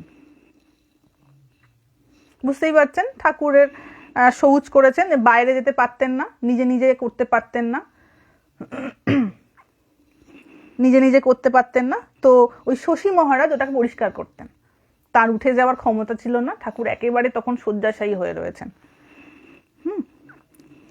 তো ভেবে দেখুন, ঠাকুর কিন্তু তখনও শশী মহারাজকে মন্ত্র দেননি। কানে, মানে আমরা যেটা ট্র্যাডিশনাল দীক্ষা বলি, দেখতে গেলে শশী মহারাজের কিন্তু তখনও ঠাকুরের কাছে কোনো দীক্ষা হয়নি, কিছুই হয়নি। শশী মহারাজ শুধুই ঠাকুরকে ভালোবেসেছেন, আর ঠাকুরও শশী মহারাজকে ভালোবেসেছেন। তো তাদের যে দীক্ষাটা হয়েছে, মানে আমরা যে মনে করি না সন্তান, তাদের যে দীক্ষাটা হয়েছে সেটা ভালোবাসার দীক্ষা হয়ে গেছে, সম্পর্কের দীক্ষা হয়ে গেছে। তো কোথায় এখানেতে ঠাকুর কোথায় শশী মহারাজের কানে গিয়ে বলেছেন, আর আলাদা করে ঘরে ডেকে তার কানেতে মন্ত্র দিয়ে বলেছেন, এই রে আজ তোর দীক্ষা হলো নে? এমন তো হয়নি কোনোদিন।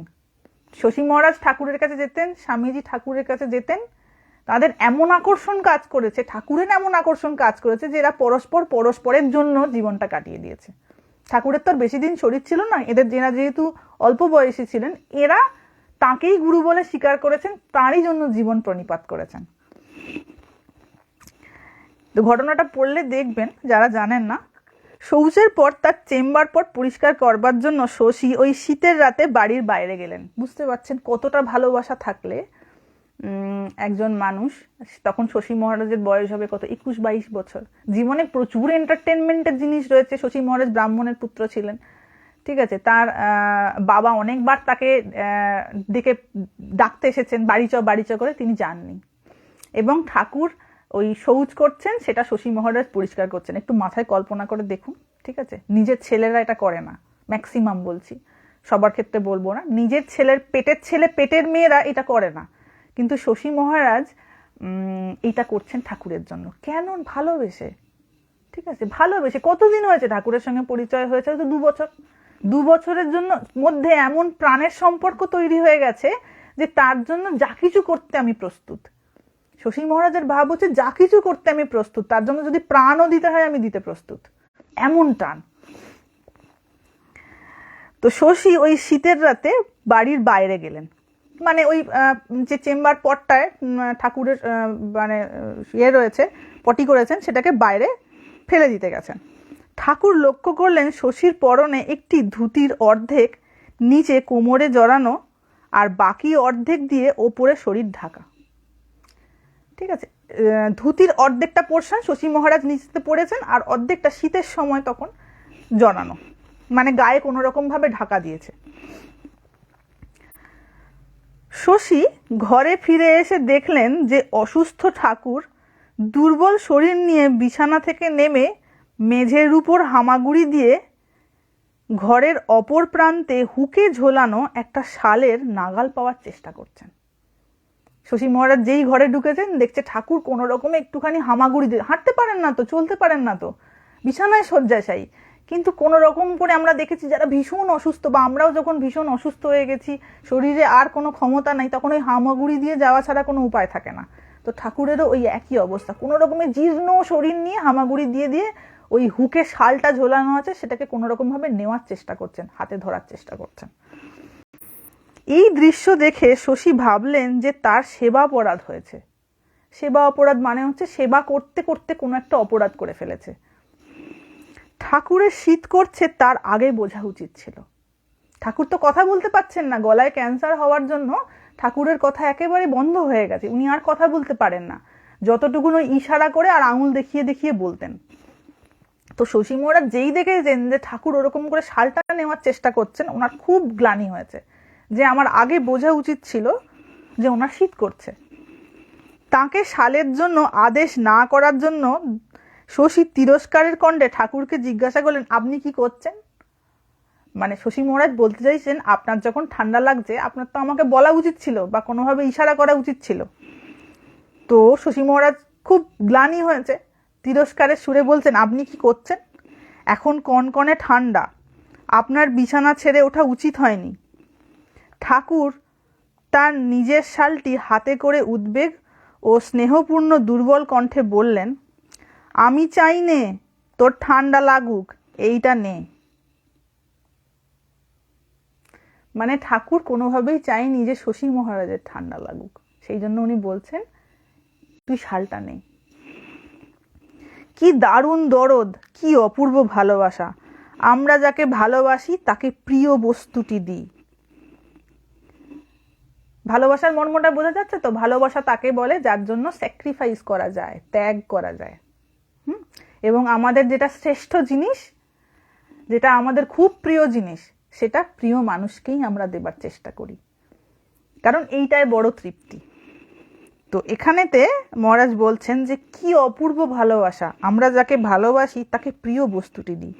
পরে শশী মহারাজ বলেছিলেন যে ঠাকুরের ব্যবহৃত শাল ব্যবহার করার যোগ্যতা আমার নেই মনে করে সেটি আমি পরে স্বামী ব্রহ্মানন্দকে দিয়ে দিয়েছিলাম। উনি এতটাই ঠাকুরকে ভালোবাসতেন যে ঠাকুরের দেওয়া শালটা উনি ব্যবহার করতে পারেননি। মানে এটা আমি কি করে ছোঁবো, এমনই গদগদ ভালোবাসা। এবং শশী মহারাজের জীবন আমরা যদি দেখি, তার যে কি সমর্পণ আর কি প্রেম ছিল, এ সাধারণের পক্ষে হওয়া সম্ভব নয়। ওই প্রেমই হওয়া সম্ভব নয়, ভগবানকে ভালোবাসা তো বহু দূরের কথা। তো আমি এটা এখানে বলতে চাইছি যে ঠাকুরের এই যে তার সন্তানদের প্রতি ভালোবাসা, তিনি কিসে বেঁধেছিলেন? ওই ভালোবাসার সম্পর্কে বেঁধেছিলেন। তারাও ভালোবাসাতেই বাঁধা পড়েছে, ঠাকুরও তাদেরকে ভালোবেসেই তাদেরকে এইভাবে তাদের জন্য এইরকম ভাবে ত্যাগ করতে পেরেছিলেন। তো অ্যাকচুয়ালি এই যে আমরা মনে করি না, এই যে দীক্ষা হয়েছে, যে দীক্ষা মানে হচ্ছে কি আমাকে বোধহয় গোপনে কোনো জায়গায় নিয়ে গিয়ে আমার কানে একটা কিছু বলতে হবে, আমার দীক্ষা হয়ে যাবে। না, এরম করে হয় না, এরম করে সবার হচ্ছে। কোথায় কার মোক্ষ প্রাপ্তি হচ্ছে, কোথায় কার ভগবানের ভালোবাসা হচ্ছে। এমনি করে যদি হতো, দীক্ষা মানেটা কি? দীক্ষা মানে তো এটা নয়। তো আমাদের এই যে মহাপুরুষদের জীবন না, এইগুলো দেখে আমরা বুঝতে পারবো যে অ্যাকচুয়ালি হোয়াট ইজ অরিজিনাল দীক্ষা। এইগুলো না দেখলে আমাদের অনেক ধরনের ওরকম ধারণা রয়েছে, এই এমনি করে করতে হয়, এটা এরকম করে করতে হয়, অনেক ধরনের মিসকনসেপশন রয়েছে। ওই জন্য একটু পড়াশোনা করার দরকার রয়েছে আমাদের। পড়াশোনা করলে আমাদের অনেক ভ্রান্ত ধারণা থেকে আমরা মুক্ত হতে পারবো। তার জন্য দেখুন না, দীক্ষা তো সবাই নিচ্ছে, ম্যাক্সিমামই দীক্ষা নিয়ে নিয়েছে কোনো কারণ না কারোর থেকে। কি হয়েছে? আর্ধেকজন দীক্ষায়, বলছি না, আর্ধেকজন দীক্ষার মন্ত্রের মানে জানে না। শুধু আর্ধেক না, 99% মানুষ তার দীক্ষার মানে অর্থ জানে না, তার মন্ত্রের। ঠিক আছে? এবং আমি ভীষণ অবাক হয়েছি এটা জেনে যে এও সম্ভব। জানেন না কি করবেন, কাকে বলবেন। এবং আবার একটা মজার ব্যাপার হচ্ছে, মজার ব্যাপার বলবো না, এটা একটা এমনভাবেই জিনিসটা স্প্রেড হয়ে আছে যে একজনের মন্ত্র অন্য কাউকে বলতে পারবেন না। হ্যাঁ, এবং বললে কি পাপ হবে।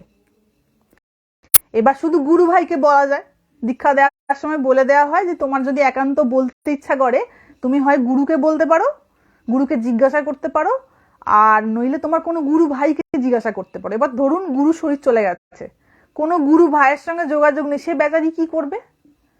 সে তো ভুল মন্ত্র আজীবনকাল জপ করবে, সে মানে না জেনেই জপ করবে, তাই না? তার তো জীবন, এই জন্মটা তার চলে গেল, তার তো না জেনেই মন্ত্র জপ হয়ে গেল, তার তো কোনো কাজে লাগলো না এই জন্মটা। এবার পরের জন্মটা সে কোথায় কি হবে না হবে তার তো কোনো খোঁজ খবর নেই, এই জন্মে কোনো ঠিকানা নাই, তার এই জন্মটা এমনি পাত হয়ে গেল। তো এরকম ভয়, ভীতি, শঙ্কা, এই সমস্ত কিছুর মধ্যে দিয়ে ম্যাক্সিমাম মানুষের জীবন কেটে যায়, মানে বুঝতে পারে না। তার উপর যে গাইড করবেন তিনি যদি ঠিক করে এই তত্ত্ব উপলব্ধি না করা হয়ে থাকে, এমন মিসগাইডেড করবে, কোন ভগার খাদে গিয়ে পড়বে তার কোনো ঠিক নেই। অন্ধকারই অন্ধকার চারিদিকে। সেই জন্য বলবো বাবা, একটুখানি নিজে পড়াশোনা করাটা দরকার। যেমন গীতায় ধরুন, একজন জিজ্ঞাসা করছিলেন, যে আজকেই জিজ্ঞাসা করছিলেন যে কেউ সন্ন্যাসের অধিকারী হয়েছে, সেটা কি করে বুঝবে? কেউ জ্ঞানী হয়েছে, সে সেটা কি করে বুঝবে? পরিষ্কার গীতাতে বলা রয়েছে, জ্ঞানীর যে লক্ষণ সেগুলো পরিষ্কার গীতাতে ভরে ভরে বলে রেখেছেন ভগবান। কিন্তু আমাদের পড়াশোনা না থাকার জন্য আমরা সেটা কিচ্ছু বুঝতেই পারি না। আর নিজের মনের মধ্যে হাজারো রকমের কল্পনা রয়েছে, চাহিদা রয়েছে, এই করলে এই আশীর্বাদ করুন, আজকে আমার এই আশীর্বাদ করুন, কালকে অমুক, কালকে পরশু অমুক, আমাকে আশীর্বাদ করুন, খালি আমার ইচ্ছা পূর্ণ হয়ে যাক, আমাকে খালি আশীর্বাদ করুন। ঠিক আছে? তো একজনের সঙ্গে আমার এই বিষয়টা নিয়ে মানে একটু কথা কাটাকাটি হয়ে গিয়েছিল মাস 3-4 আগে। আমি তখন কেদারনাথে, বোধহয় কেদারনাথে যাওয়ার আগে, আজকে আমার এই আশীর্বাদ করুন, কালকে আমার ছেলের এক্সাম আশীর্বাদ করুন, তার সেকেন্ড এক্সাম সেটার জন্য আশীর্বাদ করুন, তারপরেতে তার এই হয়েছে আশীর্বাদ করুন। খুব ইরিটেটেড লাগে এগুলো, যে মানে যেটার জন্য প্রকৃত আশীর্বাদটা কাজে লাগবে সেইটাতে কোনো হুঁশ নাই। খালি এইটা করে দাও, ওইটা করে দাও, কোনোদিন ওইটাও হবে না, এটাও হবে না কোনোভাবে ঠিক করে। গীতার 12 অধ্যায় একদিন আলোচনা করবেন। হ্যাঁ, গীতার 12 অধ্যায়টা ভক্তিযোগ। ভক্তিযোগটাও বেশ, মানে গীতার প্রত্যেকটা চ্যাপ্টারই ভীষণ জ্ঞান সমন্বিত এবং তত্ত্বে ঠাসা, ট্রুথ ঠাসা রয়েছে। ট্রুথ জানলে কি হয় না, যে বন্ধনগুলো ওগুলো আপনি ধীরে ধীরে ধীরে ধীরে আলগা হতে থাকে। কেউ বলছে না বাবু যে কেউ কাউকে বাড়ি ঘর ত্যাগ করে কোথাও চলে যেতে হবে, কিন্তু একটু ভগবানের চিন্তা করা খুব দরকার। কি পুনর মা মেতু মানে কি? এটা উচ্চারণটা একটু ভুল আছে। হ্যাঁ, মানে এটা যদি গীতার কথা হয়ে থাকে তাহলে এটা উচ্চারণটা ভুল আছে।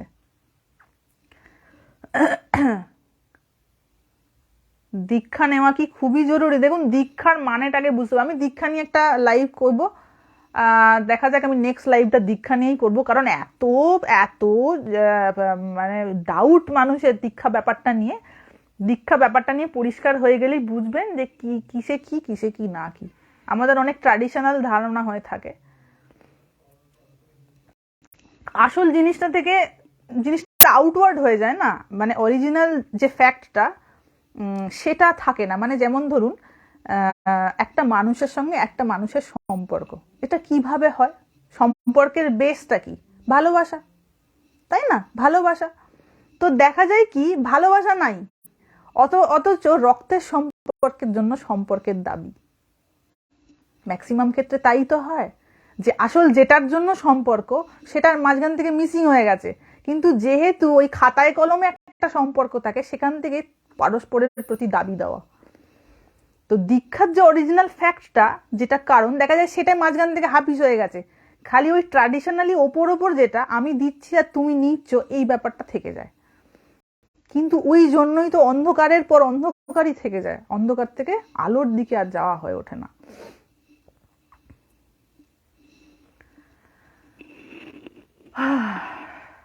হাঁপিয়ে গেলাম।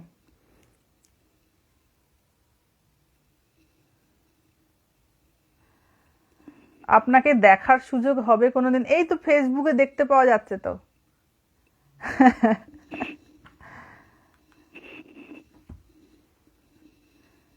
ছোঁয়াছুঁই নিয়েও একটা লাইভ করবো। দেখুন ছোঁয়াছুঁই নিয়ে আমি একটাই কথা বলবো, ভক্তি থেকেও সম্পর্ক। হ্যাঁ, ভক্তি মানেই তো ভালোবাসা। ভক্তিটা কথাটা ডিভাইন পারপাসে ইউজ করা হয়, মানে ভগবানের প্রতি যে ভালোবাসা সেটাকে ভক্তি বলা হয়। ছোঁয়াছুঁই নিয়ে আমি একটাই কথা বলবো, পরিষ্কার পরিচ্ছন্নতা হলে বাকি ছোঁয়াছুঁইর কোনো ব্যাপার নেই। ভগবানকে আমরা এখন যদি ভাতের থালায় নামিয়ে নিয়ে চলে আসি, ভগবানের অস্তিত্বটাই যদি তার মধ্যে ঢুকিয়ে দিই, সেটা নিজেদের সংকীর্ণতার পরিচয়। ঠিক আছে? আর মানে কোনো জিনিস যদি পরিষ্কার পরিচ্ছন্ন হয়, সেটা খাওয়া দাওয়ার জায়গা হোক বা জামা কাপড় হোক, বা যে জায়গাটা আমি বসছি থাকছি সেই জায়গাটা পরিষ্কার পরিচ্ছন্ন হলেই হলো। এমনটা নয় যে আমি একটা আমিষ জায়গায় হাত রাখলাম, তারপরে আমি একটা নিরামিষ জায়গায় হাত রাখলাম, সুতরাং আমার টাচেতে অপবিত্র হয়ে গেল। এই এই এই ব্যাপারটা নিয়ে এর পরে সত্যি আর কিছু বলার নেই, মানে আমার মুখ দিয়ে আর কথা বেরোবে না।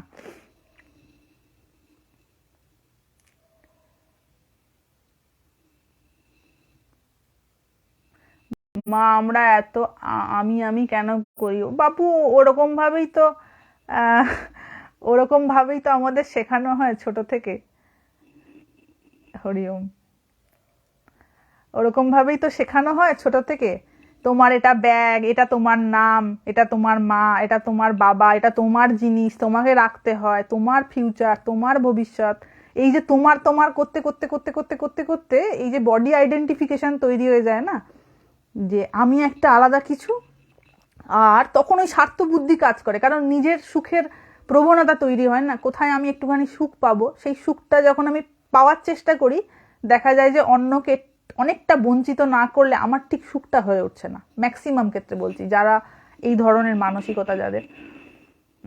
তো এবং কর্মফল নিয়ে একটা ভিডিও করার আমার ইচ্ছা রয়েছে। আমি ভাবছিলাম আজকে দুপুরবেলা যে এই ব্যাপারটা নিয়ে অনেকের অনেক কনফিউশন রয়েছে, কর্মফল নিয়ে একটা ভিডিও করার ইচ্ছা আছে। দীক্ষা নিয়ে আমি নেক্সট ভিডিওটা দীক্ষা নিয়েই করব।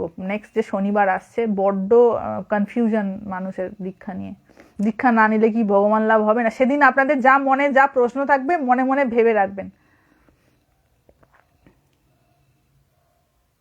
দীক্ষার মন্ত্র 5 বারের বেশি উচ্চারণ করলে কোনো অসুবিধা নেই তো? মানে দীক্ষার মন্ত্র তো অনন্তবার উচ্চারণ করা যায়।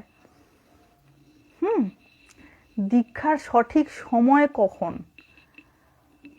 দীক্ষার সঠিক সময় হচ্ছে যখন আমার ভগবানের প্রীতি বোধ করছি, আমি আকর্ষণ বোধ করছি, আমার আরো জানার ইচ্ছা কাজ করছে, বা আমি ঠিক আমার চারপাশের যে পরিবেশ সেটাতে আমি ঠিক সন্তুষ্ট থাকতে পারছি না, মানে ওটাতে আমি তৃপ্তি বোধ করতে পারছি না, তখন বুঝতে হবে যে আমার দীক্ষার সময় হয়েছে। কারণ ধরুন এই বোধটা আসার আগে যদি কেউ দীক্ষা নেয়, তখন কি হয়, দীক্ষাটা তার কাছে একটা ট্র্যাডিশনাল জিনিস হয়ে থাকে। যেমন আমি খাচ্ছি পড়ছি দান মারছি, দীক্ষা অমন জিনিস, আমাকে এটা করতে হয় 108 বার কোনো রকম করে, কারণ ভালো লাগা নেই তো। এটা যেন সেই ভয়ে ভয়ে একটা কেউ, কারুর তো আবার ইচ্ছাও থাকে না, কে জোর করে দিয়ে দেয়, এই আমিও নিয়েছি অমুকের থেকে, তুইও অমুকের ছেলের থেকে নে। ঠিক আছে, মানে এরা যেন কারোর ছেলে হয়েছে বলেই সে যেন ব্যাসদেবের পুত্র সুখদেব হয়ে গেছে, এইরকম ধারণা হয়ে যায় তো, যে কেউ আমাকে দীক্ষা দিয়েছে মানে আমার ছেলেকেও তারই ছেলের থেকে দীক্ষা নিতে হবে। তো ইহকাল পরকাল কতকাল যে গেল তার ঠিক নাই। দীক্ষা নিলে কি হয় মা? দীক্ষা নিলে বাবা ভগবানের একটুখানি নাম করতে হয়, দীক্ষা মন্ত্র দিয়ে দেয়, তো সেই নামটা করে মানুষ, জপ করে, আর জপ করলে কি হয়, মনে শান্তি আসে। এক কথায় বলবো শান্তি আসে, যেটার খোঁজ সবার।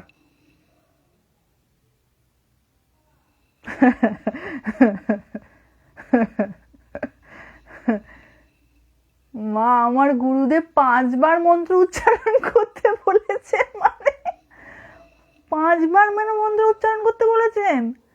তুমি অজস্রবার মন্ত্র উচ্চারণ করতে পারো, এটা তো জানতাম না। দীক্ষার কি কোনো নির্দিষ্ট, তুমি অনেকবার অনন্তবার, এই মা এটা তো আমি জানতাম না, 5 বার উচ্চারণ করতে বলেছেন। মানে মানে সরি আমি হাসছি, কিন্তু এটা একটু আজব জিনিস, এই প্রথমবার আমি শুনলাম, এটা শুনিনি কখনো, যে মানে কারোর গুরুদেব 5 বার মন্ত্র উচ্চারণ করতে বলেছেন। দীক্ষা নিয়ে বেশিরভাগই অপব্যবহার, হ্যাঁ ম্যাক্সিমাম অপব্যবহার, এবং ভয় ভীতি তৈরি করে দেয় না, এইটা না করলে তোমার পরজন্মে তুমি কুকুর হবে, এইটা না করলে তুমি পরজন্মে গরু হবে, এই না করলে তোমার পাপ হবে, সে ভয়ে ভয়েই কেটে গেল জীবন। দীক্ষা তো মানে তো পরে বুঝবে, আগে তো ভয় থেকে মুক্ত হোক। দীক্ষা কি কোনো নির্দিষ্ট বয়স আছে? দেখুন, একটু ম্যাচুরিটি দরকার। হুম, ম্যাচুরিটি দরকার, মানে হচ্ছে দীক্ষাটা কেমন জিনিস সেইটা সম্পর্কে একটু জানা দরকার, যে আমি কেন দীক্ষাটা নেব। এই রিসেন্টলি কিছুদিন আগে 2জন ভদ্রমহিলা, তাদের বাচ্চা বাচ্চা পুচকে পুচকে ছানা রয়েছে, তাদের দীক্ষার কথা বলছিলেন, যে আমার ছেলেকে আমি অমুক জায়গায় দীক্ষা নেওয়া করাতে চাই। আমি বললাম যে আপনি, ও বোঝে দীক্ষা জিনিসটা কি? যখন বোঝে না তাহলে ও তো বুঝতেই পারছে না আমার সঙ্গে এটা কি হচ্ছে। যতক্ষণ না একটা মানুষ কোনো জিনিস বুঝতে পারছে, তাকে সেই সেই জায়গাটাতে না নিয়ে যাওয়াই উচিত। মানে একটা সেই বাল্য বিবাহের মতন হয়ে গেল না, যে একটা মেয়ে, বাচ্চা মেয়ে হয়তো 5 বছরের 6 বছরে, সে জানেই না বিবাহ কি জিনিস, তাকে বিয়ে দিয়ে দেওয়া হলো, তার বোধ হলো, সে জানলো যে আমি জানি না বুঝি না, আমার কারোর সঙ্গে বিয়ে দিয়ে দিয়েছে। এই জিনিসটা যেমন ঘাড়ে চাপানো জিনিস না, তো এরকম পুচকে পুচকে বাচ্চারা, তাদের কোনো ম্যাচুরিটি নেই, পড়াশোনা করছে এখন, ঠিক করে বোধ নাই দীক্ষা কি জিনিস, অল্প বয়সে দীক্ষা হয়ে গেল, বুঝলোই না দীক্ষা কি জিনিস, তো ওই জিনিসের প্রতি সে শ্রদ্ধা রাখতে পারবে না, না শ্রদ্ধা রাখতে পারবে না। তো দীক্ষা গ্রহণ না করলে পূজা পাঠ কি বৃথা হয়? মা এমন কোনো ব্যাপার নেই, দীক্ষা গ্রহণ না করেও মানুষ পূজা করতে পারে। এইসব শশী মহারাজ এই যে করছে, স্বামীজি যে ধ্যান করছে, কোথায় দীক্ষা হয়েছিল ঠাকুরের কাছে? ওরকম করে আমরা যেরকম দীক্ষা বুঝি, কোথায় ঠাকুরের কাছে ওরকম দীক্ষা হয়েছিল? তারা জপ ধ্যান করছে না? তাহলে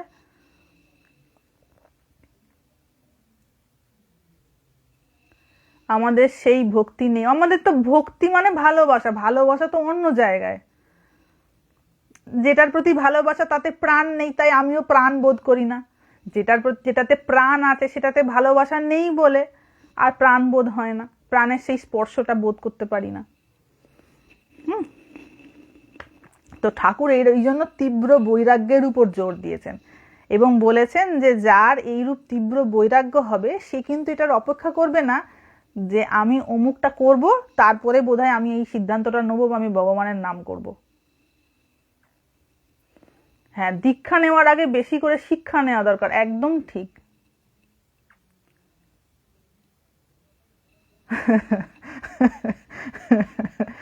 ঠিক ঠিক ঠিক। দীক্ষা না নিলে দেহ শুদ্ধি হয় না, ঈশ্বরের উদ্দেশ্যে নৈবেদ্য ভোগ অর্পণ করা যায় না একসাথে, কি এটা কি ঠিক? মা একদমই নয়, এটা কোনো, এটার কোনো মানেই নেই। আসল ব্যাপারটা হচ্ছে আমার চিন্তা ভাবনাটা কতটা উন্নত। ঠিক আছে, আমার মনের মধ্যে কুচিন্তা কতটা রয়েছে, নেগেটিভ জিনিস কতটা রয়েছে, তার উপর ডিপেন্ড করছে। আমি যদি নেগেটিভ ভাব নিয়ে কোনো জিনিস হয়তো রান্না করলাম, আমার মানে আমার যে vibration, that is very negative. আমি ওই ভাইব্রেশন নিয়ে কোনো একটা রান্না করলাম, আমি যদি ওই রান্নাটা কাউকে খাওয়াই না, তার মন্দবই ভালো হবে না। এই জন্য অনেকে দেখবেন সবার বাড়িতে খেতে চায় না। ঠাকুরও বিভিন্ন জায়গায় দেখবেন তার সন্তানদের বারণ করছে, ওই যেখানে সেখানে খাসনি। তো অনেকে বলছে ওই যে নরেন খায়, মানে স্বামীজি তো খেতেন, এখানে মানে যাত্রার বাড়িতে খেয়ে নিতেন। ঠাকুর বলতেন যে ও নরেনের সহ্য হবে, তোদের হবে না, তখন যাত্রার বাড়ি খাসনি, বারণ করতেন। তো এগুলো তার গাইডেন্স। কারণ হচ্ছে যে কার মনের ভাব কিরকম সেটা তো বাবা বাইরে থেকে দেখে তুমি বুঝতে পারবে না। বাইরেতে তো সবাই অত্যন্ত ভালো, সুন্দর এবং স্বচ্ছ মানসিকতার জন, কিন্তু ভেতরে ভেতরে কখন কোথায় কি কলকবজা নড়বড়ে হয়ে রয়েছে সেটা তো বোঝা যায় না। তো বাবা মনের শুদ্ধতা যদি থাকে তুমি অবশ্যই করতে পারো। ভগবানের কাছে আবার এইসব কি, ভগবানের আবার ওরম আবার কি যে তোমাকে যে ছায়া দিচ্ছে ভগবান, কি বা রোদ দিচ্ছে কি এরকম করে দিচ্ছে নাকি তুমি আমার নাম করনি বলে তোমার গায়ে সূর্যের আলো পড়বে না, তোমাকে অক্সিজেন দেবো না, তুমি বাঁচবে না। ভগবানের ভিতরে যদি এরকম ভেদাভেদ না থাকে, মানুষের এইসব প্রচুর ভেদাভেদ রয়েছে। ভাগ্যিস বাবু ফেসবুকে বলছি, হ্যাঁ সেটাই আমরা ডাকার মতো ডাকতে পারি না। ঠিক কথা, সত্যিই তাই, আমরা ডাকার মতন ডাকতে পারি না বলেই এত সমস্যা। এবং এবং মজার ব্যাপার হচ্ছে যে জিনিসটার জন্য আমি এত ব্যাকুল, ওটাকে আমি এমনিই ধরে রাখতে পারবো না, ওটা এমনি আমার জীবন থেকে ফসকে যাবে, কিন্তু ওটা যাবে জেনেও আমি ছাড়তে পারছি না, মন থেকে ছাড়তে পারছি না। মনে হাজারো আজে বাজে চিন্তা, হ্যাঁ। তো ওইটা একটা বলে দেওয়া হয়েছে, তুমি দীক্ষা নিলেই বোধহয় মানে ওরকম করে তুমি ভগবানের ভোগরাত, এমন কোনো ব্যাপার নেই, এমন কোনো ব্যাপারই নেই। তবে মনের যদি শুদ্ধ চিন্তা থাকে অবশ্যই করতে পারেন।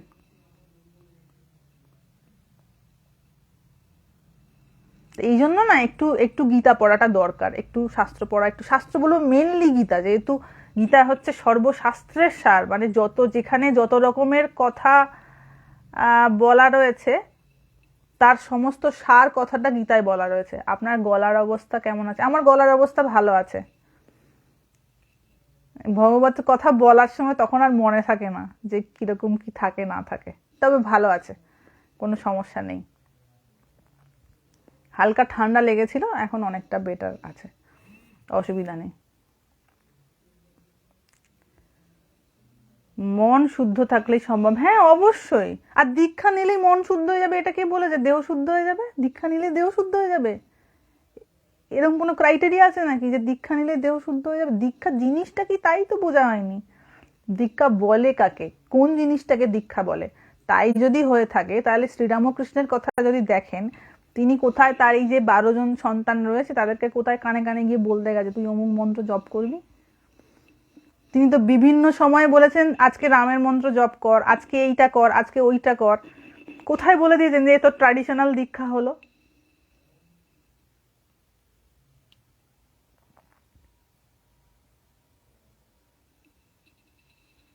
ঠিক আছে, ওটা নিয়ে একদিন আলোচনা করা হবে।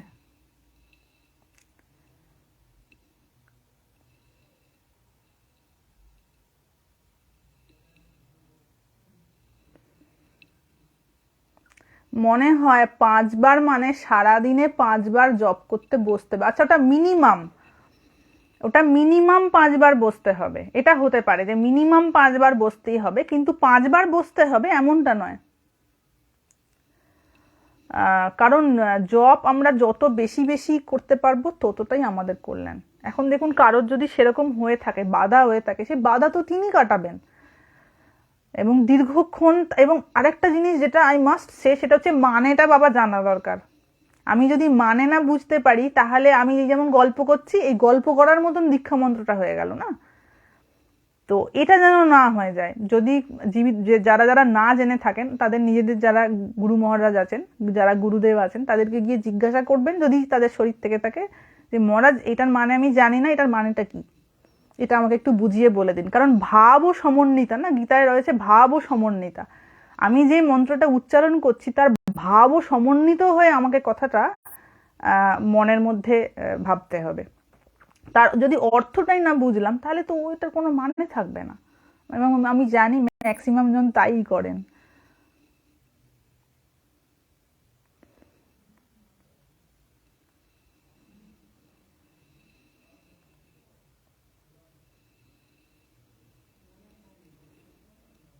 দীক্ষা নিয়ে প্রচুর মানুষের প্রচুর প্রশ্ন রয়েছে, এবং কারোর কোনো প্রশ্ন থাকলে আমাকে একটুখানি ইনবক্সে জানাবেন, তাহলে সেই ব্যাপারগুলো আমি ডিসকাস করতে পারবো। কারণ আমি বলার সময় অনেক ক্ষেত্রে হয় কি, কোয়েশ্চেন্সগুলো উপরে চলে যায়, তো আমি দেখতে পাই না। তো কারোর যদি কোনো দীক্ষা প্রসঙ্গে কোনো প্রশ্ন থেকে থাকে আমাকে ইনবক্সে পাঠাবেন, তাহলে আমি সবগুলো মিলিয়ে মিশিয়ে একরকম করে, কারণ এইটার উত্তরটা কোথায় বা জিজ্ঞাসা করবেন, কে বা কাকে বলে দেবে, এইটা একটা খুব বড় ব্যাপার, যেহেতু জিনিসটা খুব সেন্সিটিভ এবং কেউ কাউকে বলতে পারবে না। মজার ব্যাপার হচ্ছে যারা দীক্ষা নিয়েছে তারা, এবং এই কিছুদিন আগে একজন, তিনি আমারই গুরুবন মানে হচ্ছে আমার যিনি দীক্ষাগুরু ছিলেন স্বামী শরণানন্দজি, তাঁরই দীক্ষিত সম্পর্কে আমার গুরুবন হলো। তো তিনি আমাকে লিখে পাঠিয়েছেন যে মা, আমি তো মন্ত্রের অর্থ জানি না এবং উচ্চারণটা ঠিকঠাক হচ্ছে কিনা বুঝতে পারবো না, আপনি আমাকে এটা একটু বলে দিন।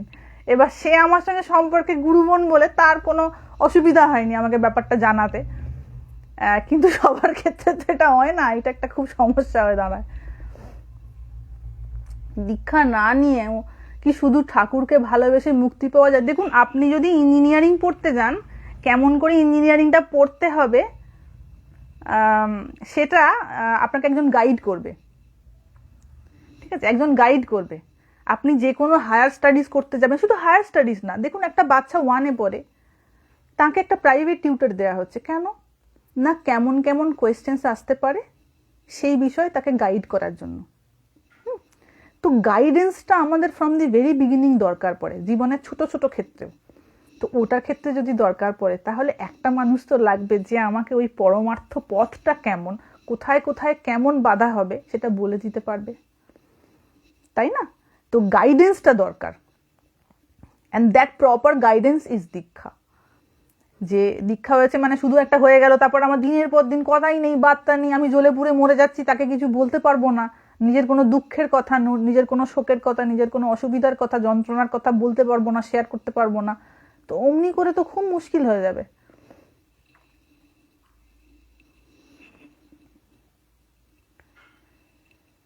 দীক্ষা মানে একটা সঙ্গে নিজেকে যুক্ত রাখা।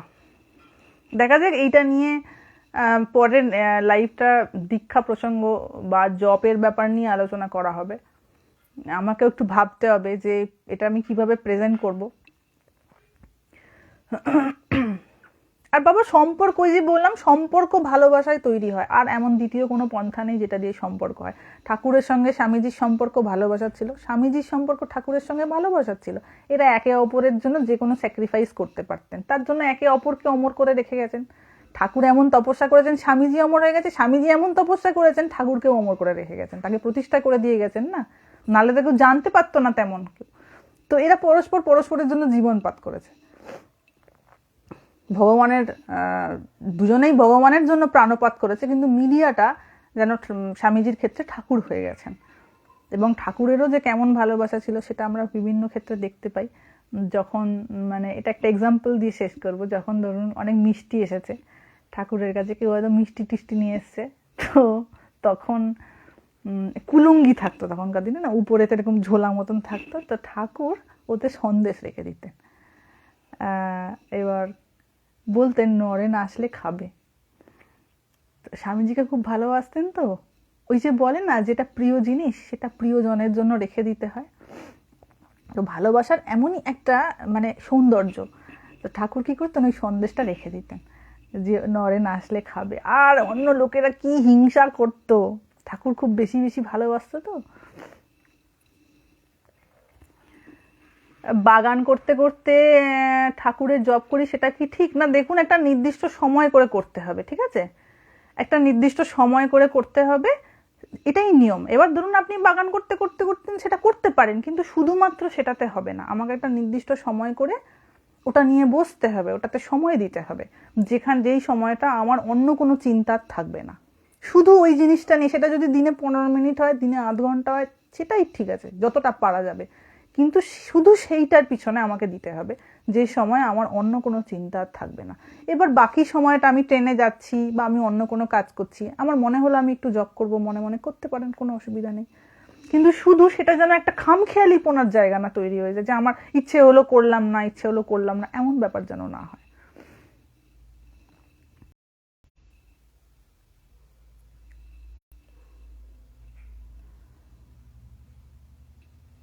কত বাজলো গা, 9:20 বেজে গেছে।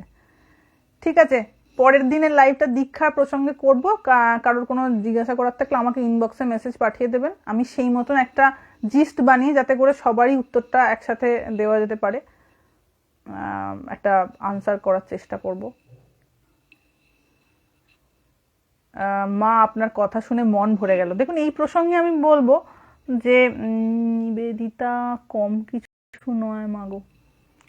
হ্যাঁ, তো এই প্রসঙ্গে বলবো যে দেখুন এই যে ভালো লাগাটা এটা একটা সাময়িক, ঠিক আছে? আমি একটা কিছু কারোর কথা শুনলাম, আমার ভালো লাগলো, কিন্তু এটা টেম্পোরারি। আমি যদি এই ব্যাপারটাকে কন্টিনিউ না করতে পারি, আমার নিজের জীবনে যদি এটাকে অ্যাপ্লাই না করতে পারি, এই এই ভালো লাগাটা বেশি দিন থাকবে না, এটা হারিয়ে যাবে কালের প্রভাবে। কিন্তু আমি যখন এটাকে নিজের জীবনে অ্যাপ্লাই করব না, এর যে স্টেবিলিটিটা সেটা ধীরে ধীরে ধীরে ধীরে আমার জীবনে আসতে শুরু করবে, এবং তখন আমার জীবনের যে অরিজিনাল ভিত্তিটা সেইটা শক্ত হবে। এটা তো টেম্পোরারি ভালো লাগে। আমি লাইভ করলাম, 1 ঘন্টা দেখলেন, কারোর ভালো লাগলো, কারোর ভালো লাগলো না, দ্যাট মাচ। 1 সপ্তাহ পর, 2 সপ্তাহ পর, আমি যদি ধরুন 1 বছর যদি লাইভ না আসি বা 1 মাস যদি লাইভ না আসি, এমনি সব ভুলে যাবে মানুষ। কিছুদিন ভালো লাগবে, যার খুব প্রাণে স্পর্শ করবে, কিছুদিন মনে থাকবে, কালের প্রভাবে এমনি সবটা ভুলে যাবে। কিন্তু এটার মেন কারণ হচ্ছে এটাকে জীবনে অ্যাপ্লাই করাটা। তো apply in his or her own life, that is the target. তো এটা যদি অল্পটুকুনো হয় সেটাই অনেক, সেটাই কালে দেখা যাবে অনেক বড় একটা রূপ দিচ্ছে। কেউ যদি 5 মিনিটও পারেন, 5 মিনিটও অনেক, সেই 5 মিনিটটা ধীরে ধীরে 10 মিনিট, যেটা তারপর ধীরে ধীরে 15 মিনিট, ধীরে ধীরে ধীরে ধীরে ধীরে ধীরে বাড়াতে থাকবেন। কি আছে, জীবনে তো 1 ঘন্টা 24 ঘন্টার মধ্যে কিচ্ছু বড় ব্যাপার না, কিন্তু হজম হতে হতে হবে, সহ্য হতে হবে, তো তারও তো একটা বেগ রয়েছে না, সেটা সামলানোর মতন তো অধিকারী হতে হবে। তাই ধীরে ধীরে করতে হবে যারা করতে ইচ্ছুক। যারা করতে না ইচ্ছুক, এমনি প্রচুর মানুষের জীবন অন্যভাবে বয়ে যাচ্ছে, তাদের নিজেদের চাহিদা কামনা বাসনার পিছনে বয়ে যাবে। কত মানুষের চলে গেছে, এখনো চলে যাচ্ছে, ভবিষ্যতেও যাবে, তাতে কারোর কিছু যায় আসে না বাবা, তাতে কারোর কিচ্ছু যায় আসে না। কারোর জীবন যদি নষ্ট হয়ে যায় তাতে পাশের জনের কিছু যায় আসে? যায় আসে না। প্রত্যেকে চাইছে আমার নিজের ইন্টারেস্টটা কেমন করে আমি আদায় করে নিতে পারবো। প্রত্যেকটা মানুষের এটাই চাহিদা ম্যাক্সিমাম, যে আমার যেটা পার্সোনাল ইন্টারেস্ট সেটা আমি কেমন করে মানে এই জগতের কাছ থেকে বাগিয়ে নিতে পারবো। বাকি সামনের মানুষটা তার কি পারমার্থিক কল্যাণ হলো না হলো, পারমার্থিক জিনিসই বুঝি না, তার আবার কল্যাণ অকল্যাণের কি দাম আছে? হলো হলো, না হলো না হলো, চললো বাবু, তুমি তোমারটা বুঝে নিয়ে যাও এবার, ঠিক আছে? আমি বারবার ঠিক আছে এটা বলে ফেলছি বলে আজকে আমার গুরু মহারাজ বলছেন, এই তুমি বারবার ঠিক আছে বলছো কেন গো? উনি মনে হয় চুপি চুপি শুনছিলেন পিছন থেকে। হ্যাঁ, আমি কি বলছি না বলছি উনি চুপি চুপি শুনেছেন জানলার পিছন থেকে, আমাকে বলছেন তুমি বারবার ঠিক আছে বলছো কেন। সত্যি এটা একটু আমার কন্টিনিউ হয়ে যায়, আমি চেষ্টা করবো নেক্সট টাইম যাতে এটা রিপিটেডলি না বলতে হয়। ঠিক আছে, আবার ঠিক আছে বলতে যাচ্ছি। সবাই ভালো থাকবেন, হরিওম। আবার পরের লাইভে দেখা হবে।